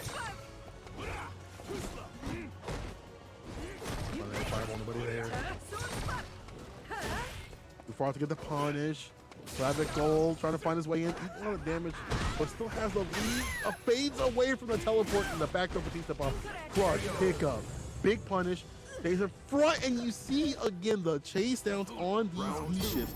V-shifting in the corner is rarely the right answer. Sometimes you're gonna go for a break, or if you try to find a full punch, you find a recovery. We've seen so many punches time and time again on these V-shifts. Look how they return. Slavic Gold set free. Yeah, Slavic Gold definitely sitting pretty right here. Going in with the EX knees, that gives him tons of push, but not enough to stem in the corner because we have the Soul Spiral on deck. Anton really throwing every button out there to catch the movement, and I like it. I like this constant preparation, knowing what, like, even if you don't know what's next, you're constantly preparing. You definitely have to be careful, though. The timing button has to be so well. You spin it well, you can be putting like infinite pressure. Nice repeat. Puts it back to full screen. EX connect. Tries to get the Aegis. Guerrilla Warfare. As you've been saying, back and forth. Nice fade away to check the dash. Final game, final round. Slavic Gold needs this to stay in the bracket, to stay in this losers finals. He is only by himself. It's him. It's a solo guerrilla mission. It's a solo warfare mission. Slavic Gold. I saw somebody in chat say too is Apex game. Wants to fight another game. Definitely looking like it here. But the anti-air is definitely going to bring him back down to earth right now. Pulling him from the trees.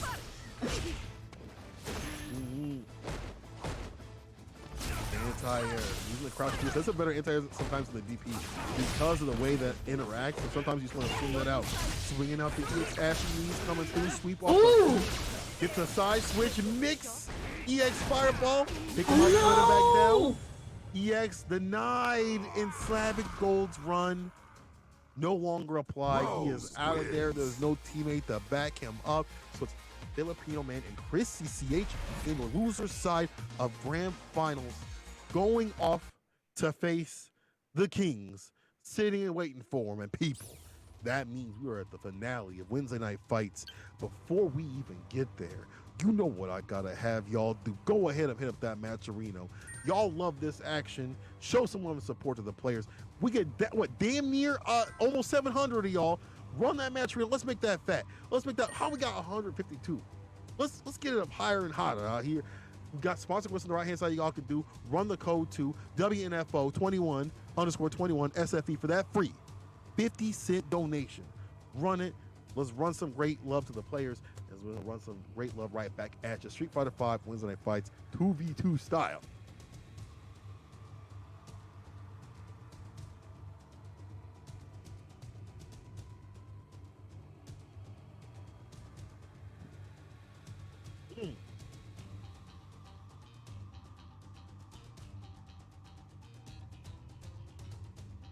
God. It's go time.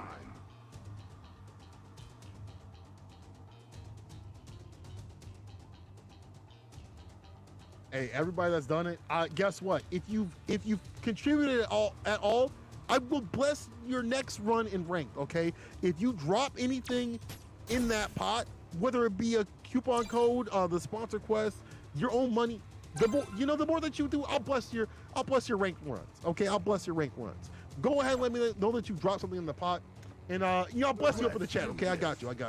As we get in this Grand Finals Wednesday Night Fight style, Luigi and Samurai in the winner side, Filipino Man and Chris CCH in the loser side. People, let's get it.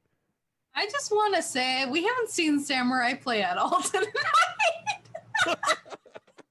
Samurai been sitting back, relaxing, And who even knows if his controller is plugged in? I don't know if he's streaming, but Luigi putting in the work right now. I'm just imagining Samurai like he's sleeping in his bed right now with the he's got the stream on, but he just fell asleep, drew out the side of the mouth, but never mind, he has awoken the demon inside of him. It's time for the Akuma. The star of the show, at least for this round. Samurai bringing it through to face off against Filipino Man with the Rose. Finally getting that Akuma action we have been craving all night long. But how is it going to fare? Because, again, Filipino Man been making that run look like something else with the Rose out here, so.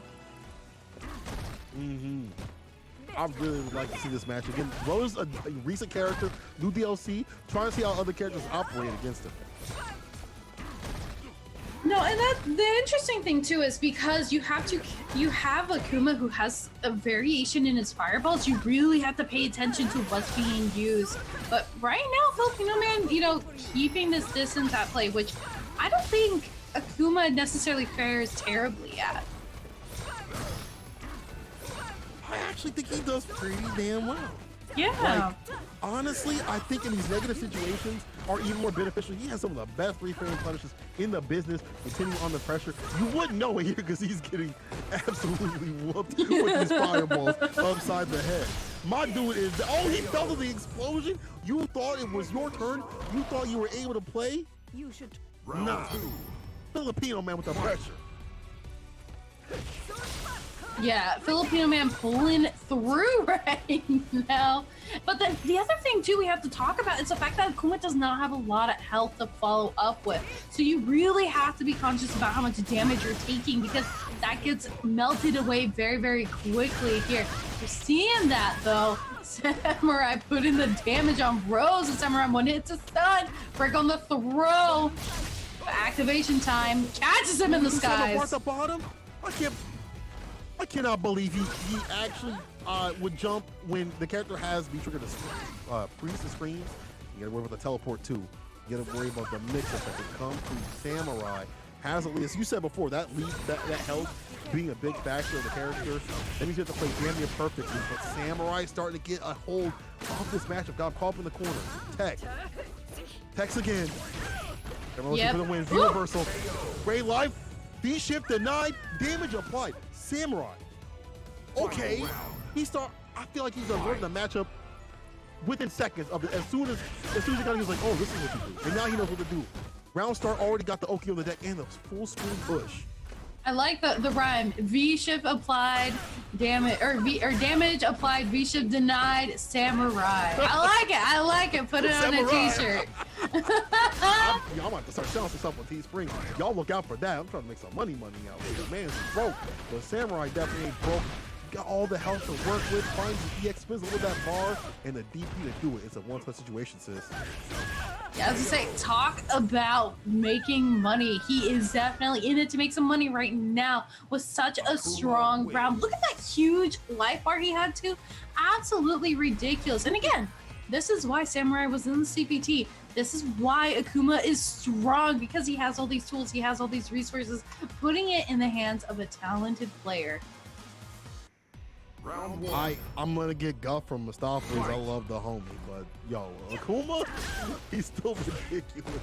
His character is still super strong. It's just about him. You gotta play damn near perfect in every match that you play, because if you mess up, you definitely get got, as we've seen so many times before.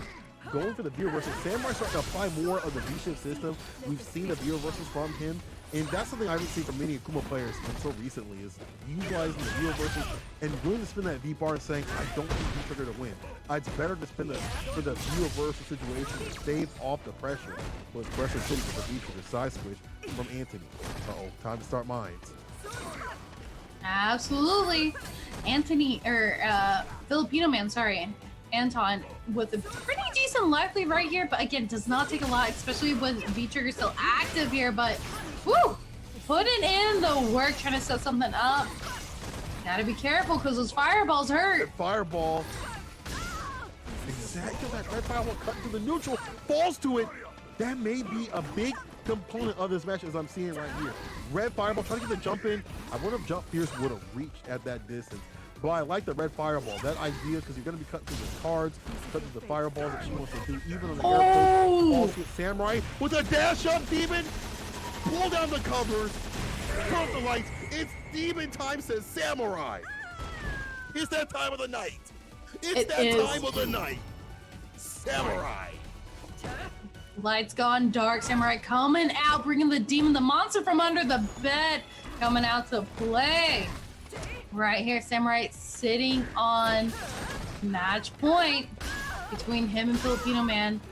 And then all he has to do is make it through Chris. But Filipino Man can still bring it through. He needs to pull this out though.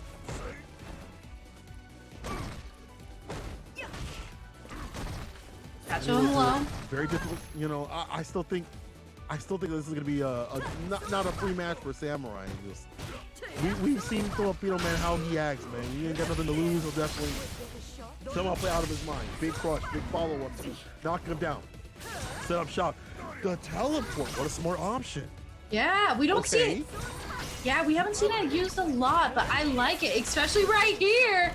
Going in with a cross up, there's a sticky situation, and it's working out here for Filipino Man. We've seen this before. So Invincible frames. I just you thread the needle in the gap, and just like that, we back in the driver's seat. Filipino Man not dead just yet. And I feel like if he can get these good round starts and just allow Samurai his kind of play, it's a different sword. But the zoning game from Samurai is actually pretty strong. If he can build up that bar, which he's trying to do right there, the threat of demon becomes a problem. The threat of other things in terms of meter usage of the character in terms of Oakley become a problem. But now Filipino Man has a lot more aggression to try to get the stun, and so much damage taken off. Falls to Red Fireball. Yeah, oh, one hit away, but Samurai sitting on a plethora of resources here. He's got to be really, really careful throwing out the Red Fireball this time around. Eating the terror card. Icy situation. Oh! Yeep. B-ship, are you gonna chase this down? No. Maybe thought a break was coming or a punish, so he just stays solid, a little bit of V-bar. Yo, if Samurai makes it, he's going. If he makes it through the situation, he's going. Maze of fireballs. The EX you gotta worry about. It's a knockdown corner position. Oh no! Oh, I saw that the moment she activated, pulling him down from the skies, bringing him back down to earth into reality. Let me read your future real quick. It says we have at least one more match to go. 1-1 across the board. How many times have we seen V-trigger stocked up from Filipino Man, popping it to be able to have a good way to freeze the screen, make sure the anti-airs are there, and that was like the finish too. I really like that Filipino Man has the situation where he's got V-trigger and he just pops that sucker and is able to anti-Samurai right there. And Samurai's got to be really cognitive of what's down at the bottom. No, you're absolutely right here, but Samurai definitely going in with a lot more pressure this time around. One hit from Sun, that Sun is definitely gonna do it. Not gonna have enough. Maybe. This is dead. The Red Fireball melts that health like butter. That's crazy. The scaling on that is damn near non-existent. Yeah, and it is gonna put Samurai at match point again, but he's got to be able to continue to pull through.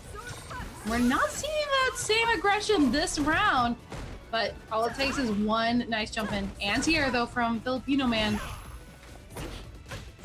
Yeah, the minute he starts losing health, I was gonna say, the minute he starts losing health, he kind of backs away, but not anymore. You see Samurai still going in for that win. Anthony checking the dash for the sprout arrow. That's one thing you gotta worry about, Scratch, when you take all these dashes and these walk-ins, just to deny that pressure, but you also gotta worry about these minus frames. Samurai with the punishes again, those 3-frame punishes. They're the best in the business. Yeah, and sitting on plenty. Oh, the punish! Oh, you're dead. You're pretty much dead. I don't care. No. You were cool. Oh, never mind. Oh. Since the Gal Gun wasn't enough, he stays alive here. The Senzu Beam.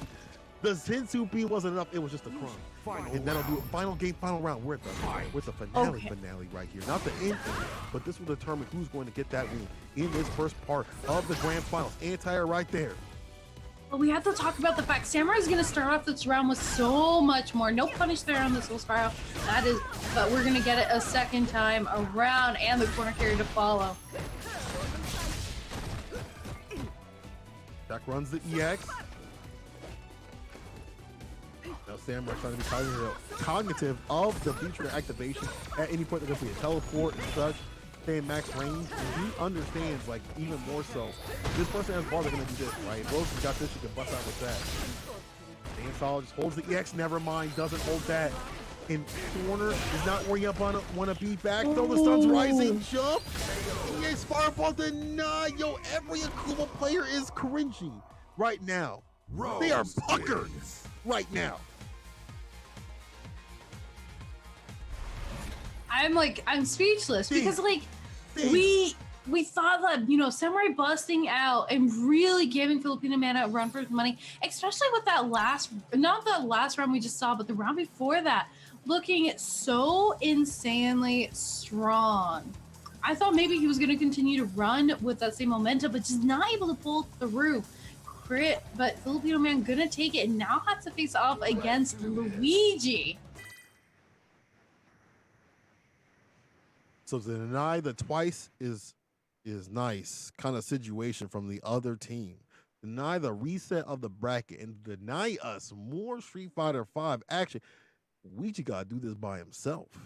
And Luigi has had a spotty track record against Roses. I think the first time he fought Nephew's Rose, he won. But I think the second time he lost in one of the beta bashes, I think it was like that. I could be wrong. Y'all can correct me on that. But, you know, it's been a kind of spotty thing. And I think that matchup's kind of weird for Guile. Like, you want a full screen zone, but you can't. But she doesn't lock you. She doesn't, like, reflect your fireballs. She just locks you down with the orb extensions and stuff like that. Is able to set up shop and build up a lot of V-bar. So it's kind of difficult to zone against her. In addition, with the credit card that comes through in the neutral, can deny a lot of the Sonic Boom approach. So let's see what happens here if he's got something new for us. Yeah, going to see the Guile back. I was wondering maybe we might see the G, but no. Sticking it out, gonna bring the Guile home. All-American with a side of fries, as Sankola likes to say. But are we gonna get a happy meal? Or are we gonna be left disappointed? Feeling like that Uber Eats payment wasn't worth the delivery fee. It's like $100. I know. Option right there, the crush pickup, put it back down. Oh, that's unfortunate. That's a good check. Lost the fireball, spins it out. Not pushing the corner. Activation though. EX side switch. My man's been getting got damn near every time he fights his character, and I don't blame him. Filipino Man's timings are mad good. Three-piece reset. Oh my god. That's so dirty. That teleport was nasty. That teleport needs a bath. That stuff was dirty. Again, Filipino Man taking it around. He's gonna get a nice start up here, but Luigi, again, I like this pressure, this consistent pressure that Luigi has, not giving Filipino Man any room to breathe. Back in the corner though, and a big punish on the Soul Spiral, but not long. EX, using that against the orb right there, trying to keep Nippy locked in the corner, but you can't keep a Gorilla locked in too long. EX, Soul, Gorilla, going strong, and a side switch with the V-trigger too. Lay him down with a throw. Ooh. Backing away, big jump in and play though. Activation in the baby boomer's gonna allow the extension of his combo. Absolutely, and gonna allow him to clear out the round, bringing it back. Luigi. Fight. I like this from Luigi. In terms of his pressure, in terms of him eliminating the orb setups and staying a little bit close to that long range game, it just doesn't feel like it's that good. At least when I've seen some Guile players. You know? So I like him using the economy a bunch. Plus the booms, but coming on through is Filipino Man with the EX. Checking that walk in, going off the boom, knees, the super style. All right, trying to find something with the low here. Great defense from Luigi. Again, not falling for any of these little bits of traps, especially with the orb. Breaking the throw. Constantly checking any forward momentum too. I like this from Luigi. Activation time from Filipino Man. Nice. So be out of there though. Was you able to skate on through? I feel like he's even more aware of what to do against that B-trick. The ball, the fireball just yet. Neutral jump denied. Jumper denied. Stay with the DP applied. A big jump and EX 10X sends out the orb. That's a lockdown on the neutral. Stocking up with the cards. Look at how cheap this is. When you're max distance, you can't do much about this card pressure. Look at the B-bar that he's building up in his chain. That's crazy. Also the EX. Sweep off the feet says he can pull this back from the break. But the wake up buttons, that's what's for breakfast is a wake up jab. Rose. You're eating light. You are eating light for breakfast. Watching you figure. Oh Filipino man, one set away from taking it in grand finals. Tristy's sitting back relaxing. Yo, to me, the way that things are going right now, the way Filipino is flowing, honestly, you might, if there's a reset, which is looking kind of like, you might be able to take this reset too. He's on fire right now. This CCH may not even make an appearance. Shoot, if there's one person lose their player, Filipino man might be the one, because he might be able to get it done by himself. Yeah, looking like it, but Luigi right now with a pretty strong start, but the V-shift's definitely going to take that pressure off in the corner here. Following up, trying to even up the playing field, though. Luigi back at it. Nice little air-to-air, too. But the throw, we got those. Reset throw off the bazooka knee. Sweep off the feet, the three-piece again, but Anthony with these timings on his wake-up, just throwing out, the activation. Oh, gotta find more. But there's that burn straight into the face, fist to face. Luigi put him in his place. Still alive.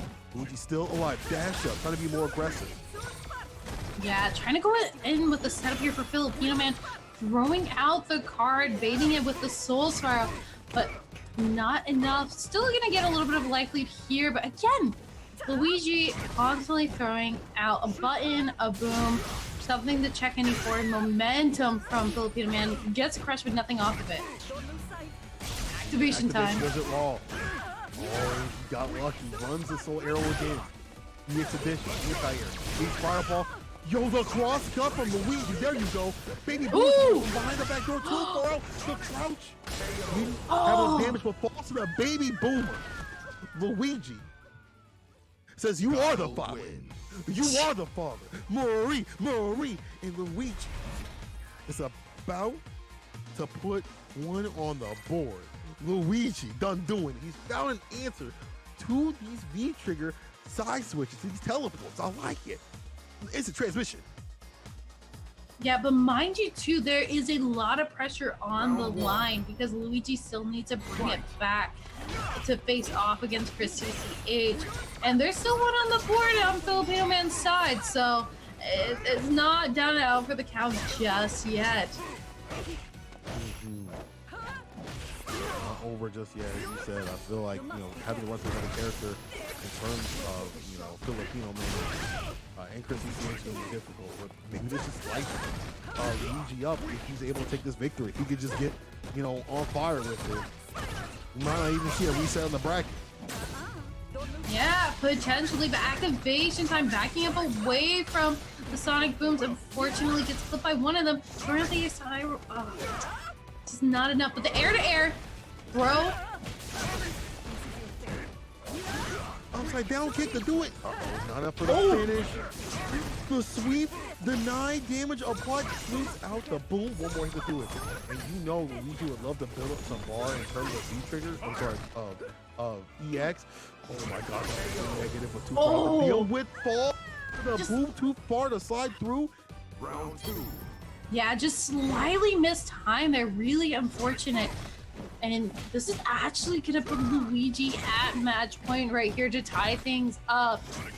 And face off against Chris CCH. Again, mistiming with the slide under the boom. You got to be careful, especially when you're throwing out the variations. They have different speeds, and it is hard to tell between them. Upside down kick, big damage. There's a reversal right there. Reverse the situation. Walk up, text a throw, sweep, off the feet. I like to take the opportunity. Hold the throw. Filipino man with the crush. Pick up. Ooh. EX denied, but there's a back throw on the wake-up situation. Oh, you see the stare down activation? Oh. There we go, Luigi gonna take it over Filipino man, one of the baby boomers. Bam. Guile wins. Bringing out Chrissy CH now from the depths to pull things together. Can Filipino man Chrissy CH's team do it? Or is Luigi gonna reign supreme? There's a lot of pressure on his shoulders too, because again, he didn't have a second teammate to rely on, and of course Chrissy CH doesn't either in this case, so it is literally down to the wire. This is either reset point or we're looking at the final match of the day. Either way, people, hit up the match arena. Let's get it popping out here. We're going to pop it with the Wednesday Night Fights Classic in this 2v2 team tournament, Wednesday Night Fights Street Fighter 5 style kind of thing. Yeah, definitely feeling kind of nice. And if you want the players to feel kind of nice, make sure while we're loading up, check out that match arena, ! match arena in the chat. Use that promo code WNF2021_21 SFV to add a free 50 cents to the prize pool. We are sitting at a hefty, nice $153, but I know you guys got it in you to use up those codes and make it even higher. And of course, a shout out to everybody who's already contributed. It is very much appreciated. You're supporting the amazing players you're seeing tonight, as well as these fantastic matches. So much love to everybody who is donating, as well as all 700 plus of you watching. That's a lot of people in here. That's a lot of people. Well, it's 2:24 in Chicago. The neighbors have already pounded the door at least 7 times. They're not getting any sleep, and neither is y'all, because we are maybe at the finals, the finale, or we're at a reset point. Let's see what happens. First, let's see the situation. Luigi versus Chrissy CH. Let's get it, y'all. Yeah, and Chrissy CH busting out the Sakura this summer. And we saw the stuff before, but the Sakura is going to come out to play. And she means business with this big damage around start. Ooh, miss on the throw. One hit from stun. The throw will definitely do it to you. Back in the corner you go with the sideways DP. Oh. One more hit on the situation. Chrissy CH's rhythm is far too much to deal with. And this is another thing I like to see from Chrissy CH. He knows how to deal with this matchup. It's not a fun one for Sakura, but he knows where to make his money. Jumping, avoiding the fireballs, going through these fireballs to cover his approach to watch at 6. You gotta have a lot of more tricks to deal with the zoning pressure from Guile. Anti-air right there though from Luigi. Yeah, and the other aspect you have to think of too is Sakura puts on such insane damage with such low amount for her combos, and that she hits like a truck. Maybe not like a semi, but definitely like a truck, and you have to be conscious of that because it is about how many times can I hit you, not just about the damage. All right, Luigi in the corner here. Okay, finds a bust out. B skill using the EX this time. Oh, I like him eliminating these trigger fireballs using the B skill. Sweep activation. The booms are where gonna make your money the most. You've gotta make Chrissy CH think about the booms. You gotta be real careful about that because one could crush with a heavy kick or a jumping. Could spell doom. Nice anti-air there. Upside down kick. Denied. Damage. Applied. The sweep off the feet. We are even already in this set. Yep, 1 for 1, round per round. Luigi and Chrissy CH in a strong start to both players, but again, just a concentrated damage. Luigi stuck in the corner, rough position if you were Guile, even if you can sit. I like the V reversal used as kind of an offensive tool to keep your opponent in the corner. But just not long enough here. No cross-cut crouch phase right there. As an anti-air, that's kind of remain. Yeah, anti-air tool point. You see him using the V skill. I like that. As he has the V skill behind it just to switch the sides. And it almost has enough bar, and you will build it here for the V trigger. Oh, this is Chris's game to win with the activation plus range. Backs away is the DP, but yo, back at him with his own. You play with them things, I'm like, me too. You play with them things, me too. Chrissy CH with the first one on the board. We might be getting a reset of this bracket, y'all. We might be getting a reset already going on. Damn. Yeah, Chrissy CH pulling through to put one on the board for his team. Finally able to get the magic happening, and it is looking pretty clean. It is looking pretty clean, especially with the Sakura. A lot of damage behind each button. A lot of combos behind each confirmed. And a big crush counter. Again, pushing him into the corner. When he's choosing to press buttons or backdash or things like that, getting called out, but finally finds a three-piece after that cross up.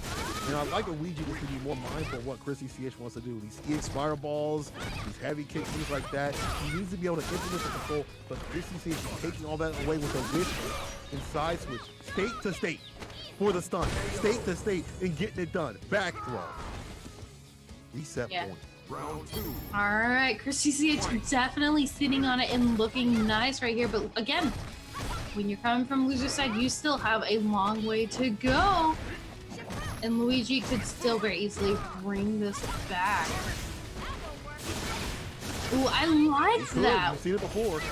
Yeah. Going in with the DP again, keeping the corner pressure going. Missed it that time around. A little bit unfortunate here. Wrong anti-air does activate on the wake up situation. Chrissy CH, all you need to do is find like one good confirm, and it'll be a wrap. He reversing just like that. You're back in the corner. Great life. So press that damn button, and the bad DP means we will be seeing a reset of the bracket. Chrissy CH resetting for his team and giving you more Street Fighter 5. This is Shin Grand Finals out here.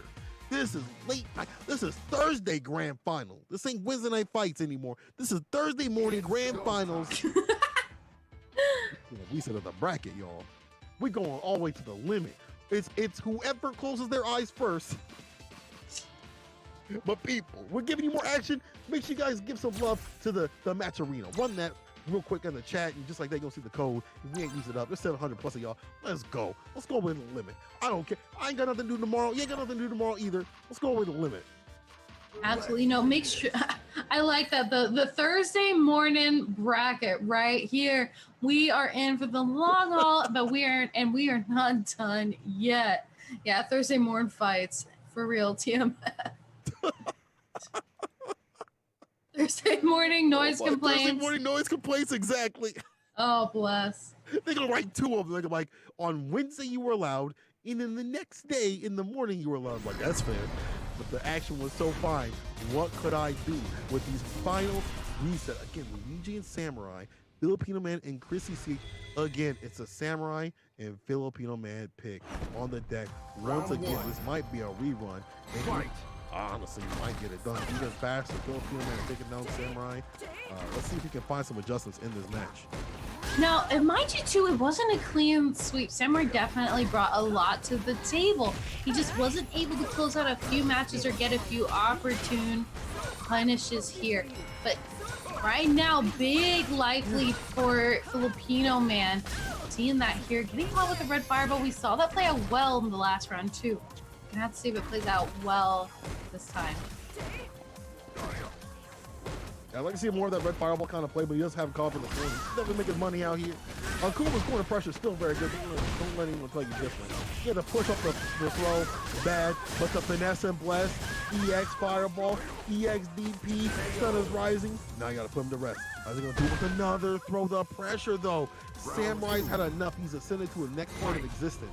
My man is probably his grip is so heavy, he has seen into the fifth dimension, not even the fourth, the fifth dimension. I'm trying to figure out where the fifth dimension even lies. The Samurai knows it right here. Huge round start and plenty of meter to follow. But gonna get the knockdown for Filipino Man. Backing off a little bit, trying to play a little bit more neutral game here. To get the teleport, nothing from it. Fireball throwing it out. Careful now, EX. Great guard. Whoa, he was able to block in time, able to find a punish his spine. B skill up.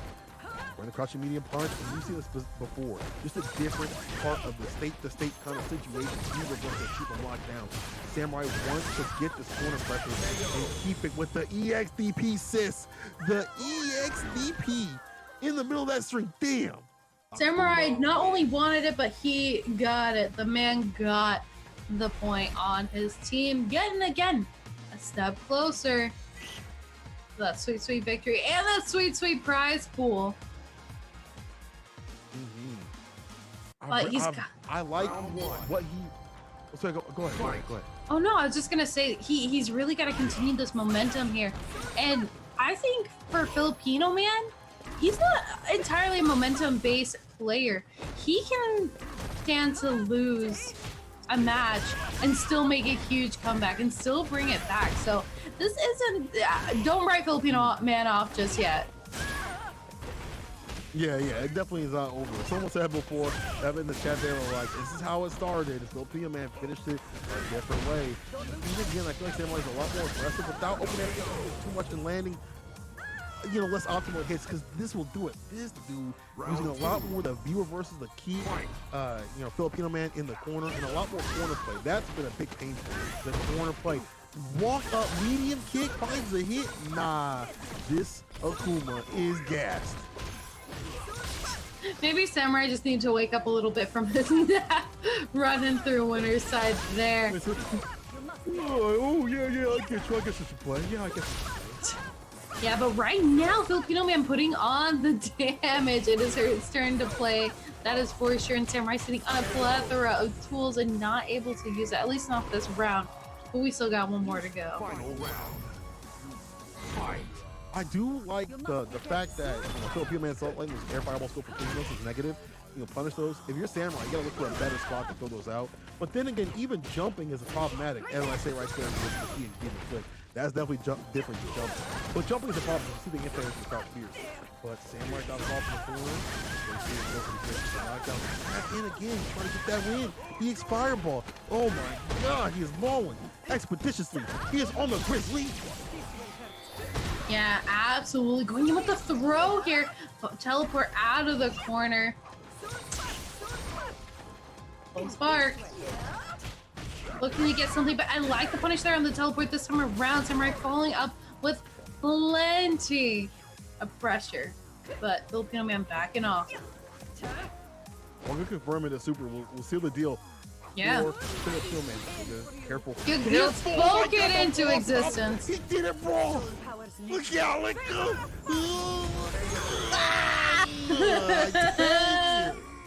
Send him to the next dimension. He was already there. Send him to the next dimension. How many dimensions we I at? cannot believe that. 6 now? I don't even know. My man, he went beyond the numbers. It was Filipino man who was behind it. I cannot believe he ran that raw. He saw something in the bushes. You know what? Rivals. I don't think I get for me. My man just threw that out. He was like, I believe in it. But there's no more dangerous person than someone that believes in themselves, especially in a chaotic game like Street Fighter V. He ran that sucker raw and buffered it. Let's go. All even out in this finals reset. Will Filipino man just take down Samurai again, make it look like a repeat like last time. Right now, it's definitely looking convincing here, but Samurai came back from a lot worse, that is for sure. Really, it's just a trade on damage. Constant pressure back and forth. Activation time here from Filipino man, but that gives Samurai the opportunity for B trigger now to confirm. I like how he's moving on through that B trigger side switch. I'm hoping. But the anti-air. I'm hoping it's so solid, but needs so much damage and another side switch with the B trigger. That's been a big pain point. Even if he's able to get away, we still see the exchanges in out Filipino's man in his favor in the set. No, you're absolutely right. It's continuously, whether it's a trade, we're seeing things work out in Filipino man's favor. But a strong start here from Samurai, pushing Filipino man in the corner. I like the use of the air fireball too, so something that, he's introducing as an option. He says, hey, fireballs can come from the ground or the sky. You just gotta watch your head. Talk about watch your head. Talk about damage. Woo! Exactly, you said that. My man went for the EX, but just a little bit too much with the duck crush. I do, as you said right there, introducing another air approach is the activation. Can he stay solid? Will he be able to sneak on through all these things on the screen? EX fireball. Samurai has to keep a lock on the knee. He can do just fine if he can weather the storm of B trigger. B reversal denied. Throw. Look at the resources. Filipino man is sitting on a full stick of butter to cook with here. Ooh, that could be a punish though. Risky. Yep, talk about a punish. Threw it out once, it didn't land. Tried to throw it out twice. What is it? Fool me once, shame on you. Fool me twice, shame on me. But he didn't get fooled this time around. He's staying sucker free out here. Now is final game between the two. Final game, final round between the two. Samurai, I feel like when he's got a lock on the neutral, he's got the lead. He knows how to keep it. But if things go in a different way, I feel like he's kind of struggling in the future. He's going to be able to survive that. He's finding methods. He's finding a patient how to play. Set up, shot. Boom, still gets got, but that could have been worse. Back in with the EX. Palm. Yep, Soul Spiral, sending him into the corner. He gets a little bit of pushback too, which is really nice. Tried to Tatsu through the Soul Spark, but just not gonna get its mark. He gets punished for it. Stuck in the corner here if you're Samurai, but you find your way out with a nice red fireball.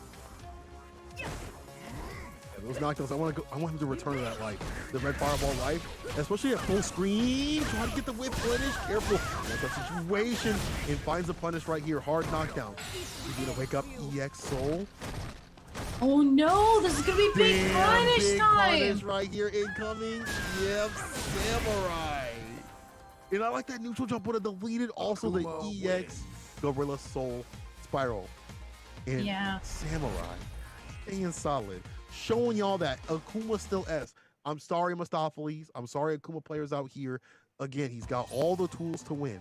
He is the Home Depot of Street Fighter V. Fireball's on aisle 6, and Tatsu's on aisle 12. Everything it takes to win. You just have to be able to play right. All right. So now, Samurai going up against Chris CCH, trying to hold on to that lead that they had after the reset. Can they take this from the winner's side? Even pull down the losers? Can they do it?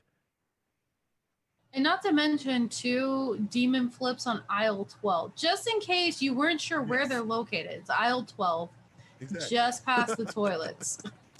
I'm kidding. Just past the toilets. You gotta find an associate. Just go past the toilet, and you gotta ask them again. I hate that. Every time I go somewhere, I always have to ask the associate twice. Or I think they'll tell me it's not their fault, but my dumb brain, it just melts in my brain. I'm like, wait, what did he say? Like, yeah, just go back to the middle, and I'm like, wait. And I gotta look like an idiot for 5 hours, but not someone like Samurai. He finds it every single time. Will he find it against Chris CCH though with the aggression? The neutral obviously in favor of Akuma. Ain't nobody gonna tell me different on that one. But she got some good punches with the standing light kick, and that aggression in the way that Chris CCH plays is hard to keep down. Can Samurai stave off the pressure that is Chris CCH? Ooh, right now, gonna follow up with a nice punch on the DP here. Samurai finding his way out of that corner situation, back in the nooch. But Chris CCH recovers quickly with the pressure. Knocked down with the fireball, back tech though, back at distance. CCH trying to walk him down. Samurai's fine. He's picked to play this lane style. This is one thing I feel like he's implemented very well, is that lane style of play. You're absolutely right here. In the corner though, he's gotta be careful. He's gonna eat those throws. You can't eat too many, but the air fireball saves him from taking another, but the DP sends him right back into it. Look at this. I was gonna say his defense is great, but Chris CCH opening him up. Man, every time I think that Samurai is fun, like an answer or something, I feel like Chris CCH's pressure, stagger stepping, is able to make him get stepping onto a victory. That's what's on the board. Well, Chris CCH, Samurai still has some great ideas to jump, these fireballs and things like that. His corner pressure is pretty good. In terms of corner play, I should say, playing inside the corner is really good. Can he put Chris CCH in the corner? I'm trying to see him put Chris CCH off against the back against the wall kind of thing. Right now, it is looking tough, especially with so many resources behind Chris CCH. We can see him really utilize it, but a great air neutral jump over the EX fireball. All right, activation. This season, I'm going to play that Street Fighter V style with him. Also fireball, I like that. You see him just constantly going for the pressure, spinning the bar, just to keep things going. Even if it doesn't work, you're still getting the push out of the corner, falls to red fireball. Now Samurai introducing more of the zoning game, and again, keep off of that. She has to deal with that. B-trigger definitely helps, but the check on the dash, mind the speed limit. You're going 60 and a 25. I'm gonna need you to mind that speed limit, and the fine is some damage. Absolutely. And again, Akuma does not have a ton of health. Really, really low health character. And when you're up against Soccer, you cannot afford to take too many confirms. It's not about a matter of who hits who more. It is about a matter of I need to get hit significantly less. So definitely gonna have to be working a bit harder. Yeah, exactly. Gonna have to be working a bit harder to get the damage on the board if you're Samurai, but not too hard, because you still got every tool in the toolbox, and you're getting the chase down right here from Samurai. Correct. Nice buffer off the light. All right, back tech though. Samurai caught up in the corner, but again, he's fine at playing at a slower pace. Trying to go back to neutral so he can kind of think things through, ascend to different planes. CCH is breaking through the barriers of reality. Falls to the fireball, heavy kick, knockdown, Oki time, back tech. The CCH staying solid. Boys, double fire. Potentially one hit situation for death on either side. Activation time here for Chris CCH, and he lands the mark with the EXDP to close out the match. One on the board. Chris CCH trying to bring his team out from the depths of despair.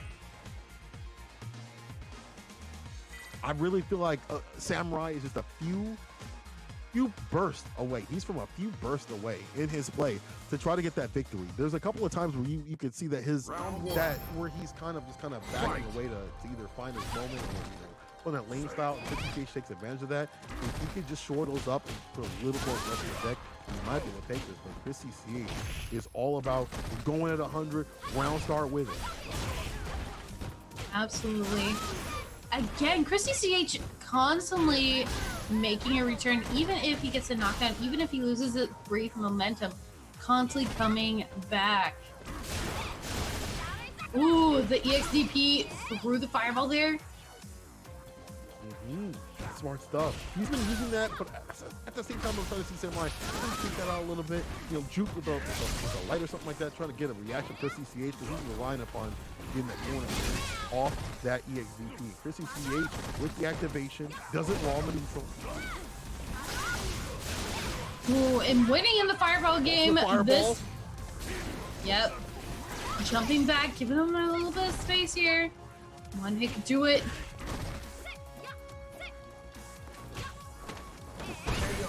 That throw definitely up well. throw, there you go, Chris CCH. Oh my god.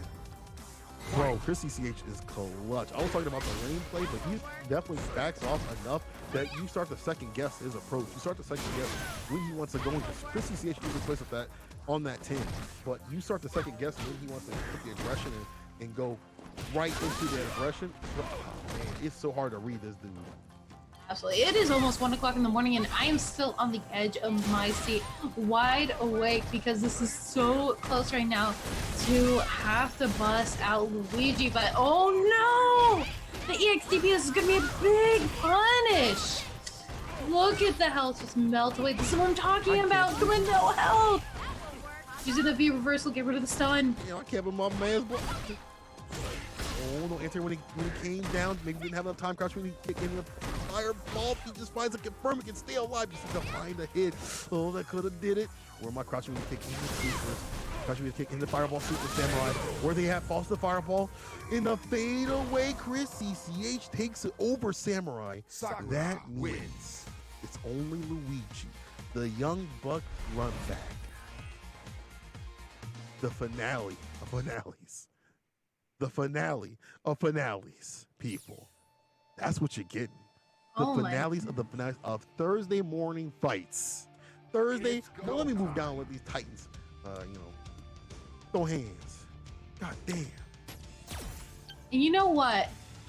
You know what a finale of a finale of a finale deserves is a big prize pool. So while we're getting into the last match of the night, make sure you guys go check out that Matcherino! !Matcherino. You can use the coupon code if there's still codes available. WNF2021 SFV to add a free 50 cents to the prize pool. And if the codes are used up, I don't think they are, but if they are, you can still do sponsorship quests on the right-hand side. And if you got a little extra cushion in your pocket, want to be a little bit generous today, you can still throw some love into the prize pool to help support these players. Because look at the show. The finale of the finale. They're fighting for the lives out here. They're fighting for the dang lives. Come on, y'all. Give some love. There's damn near 800 y'all. Run the code. Listen, all I'm going to say is, do what's best for the community, okay? Do what's best for the community. Shout out to Justin Walk. He took that in stride. I can say he took that in stride. Round one. Yo, run them codes as we're in the final game of the night of the reset finals. We got CCH and Luigi. It's damn near 3 o'clock in the morning. Let's sling them hands, y'all. Yeah, let's bring it. CCH versus Luigi. Definitely a match to remember. Now, this is interesting, too, because, we've seen this before. The Guile versus the Sakura. Sakura has some interesting mobility options that can negate some of the sonic booms, especially with her V-skill. But Guile really excels when it comes to projectile gameplay. The sonic booms are just too quick. They're hard to deal with. If he ain't got no anti-fireball mechanics, unless he's got V-Trigger on the deck, with V-Trigger 1, but he gets done with the flash kick to do it. Luigi looking a lot stronger and a lot more economy of buttons. Gotta be careful of the jump-ins, though. Gotta be careful of the jump-ins. Again, keeping out of range with the sonic booms. I like these checks with the dash in to try and get the throw. Not gonna land, but that definitely will. CCH going for the chase down, but the crush counter stops it.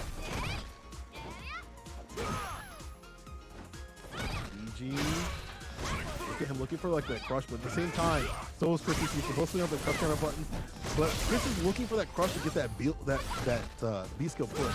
Activation from Luigi has a big movement on the deck. The anti-air there, the throw. He's definitely found a way and a pace to play against CCH.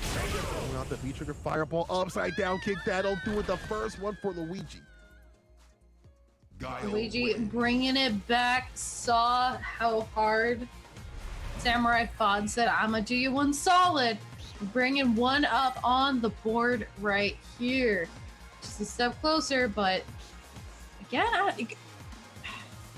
you can't count Chris out until it's over, until that KO hits the screen. That's the thing, because Chris is such a strong player. And he constantly is, and he shows that time and time again, so you really can't count him out just yet. Yeah, but I think as sets go longer, the matchup starts to play out a little bit more. We see a lot more anti-airs from Luigi, a lot more the crouch fierces, and you got to pick your anti-airs right with God. If you do that, you're locking up the air approach. Ground approach gets blocked by the fireball, and honestly, Luigi's content to slug it out with the economy of buttons too. See this? The booms. It's hard to deal with. If you don't have the feature of fireball, look at my man doing it raw. Doing it raw. Dog ain't even gonna cook it. The Tartar DP. Here's the activation. Skill put with the DP. But the EX to wake up the All-American with the side of and whips the DP again. Oh my God, sis. Oh my God. My heart is breaking right now. Watching the missed DP is not working out enough. You're throwing out the EX Sonic Boom. Trying to catch. I like, again, constantly checking this forward momentum from CCH. Luigi really ensuring that she does not come into that light kick, maybe even standing heavy kick range. Ended right there. You gotta find the time to crush with a heavy kick, and these bad DPs won't do it. That's unfortunate. But Sakura gets this right there. Big jump in from Luigi. And that's almost done. One more hit will get it done. The EX on his wake up. Yo, the EX flash kick on his wake up. Call that breakfast in bed. Call that breakfast in bed, because this is Thursday morning fights. All right, Luigi gonna take it. Street Fighter 5 Wednesday Night Fights 2v2 style, baby. Call that breakfast in bed. Damn. A breakfast in bed because you just got cooked.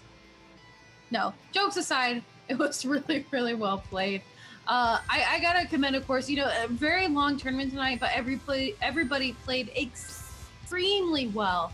And it was really fantastic to see how things panned out.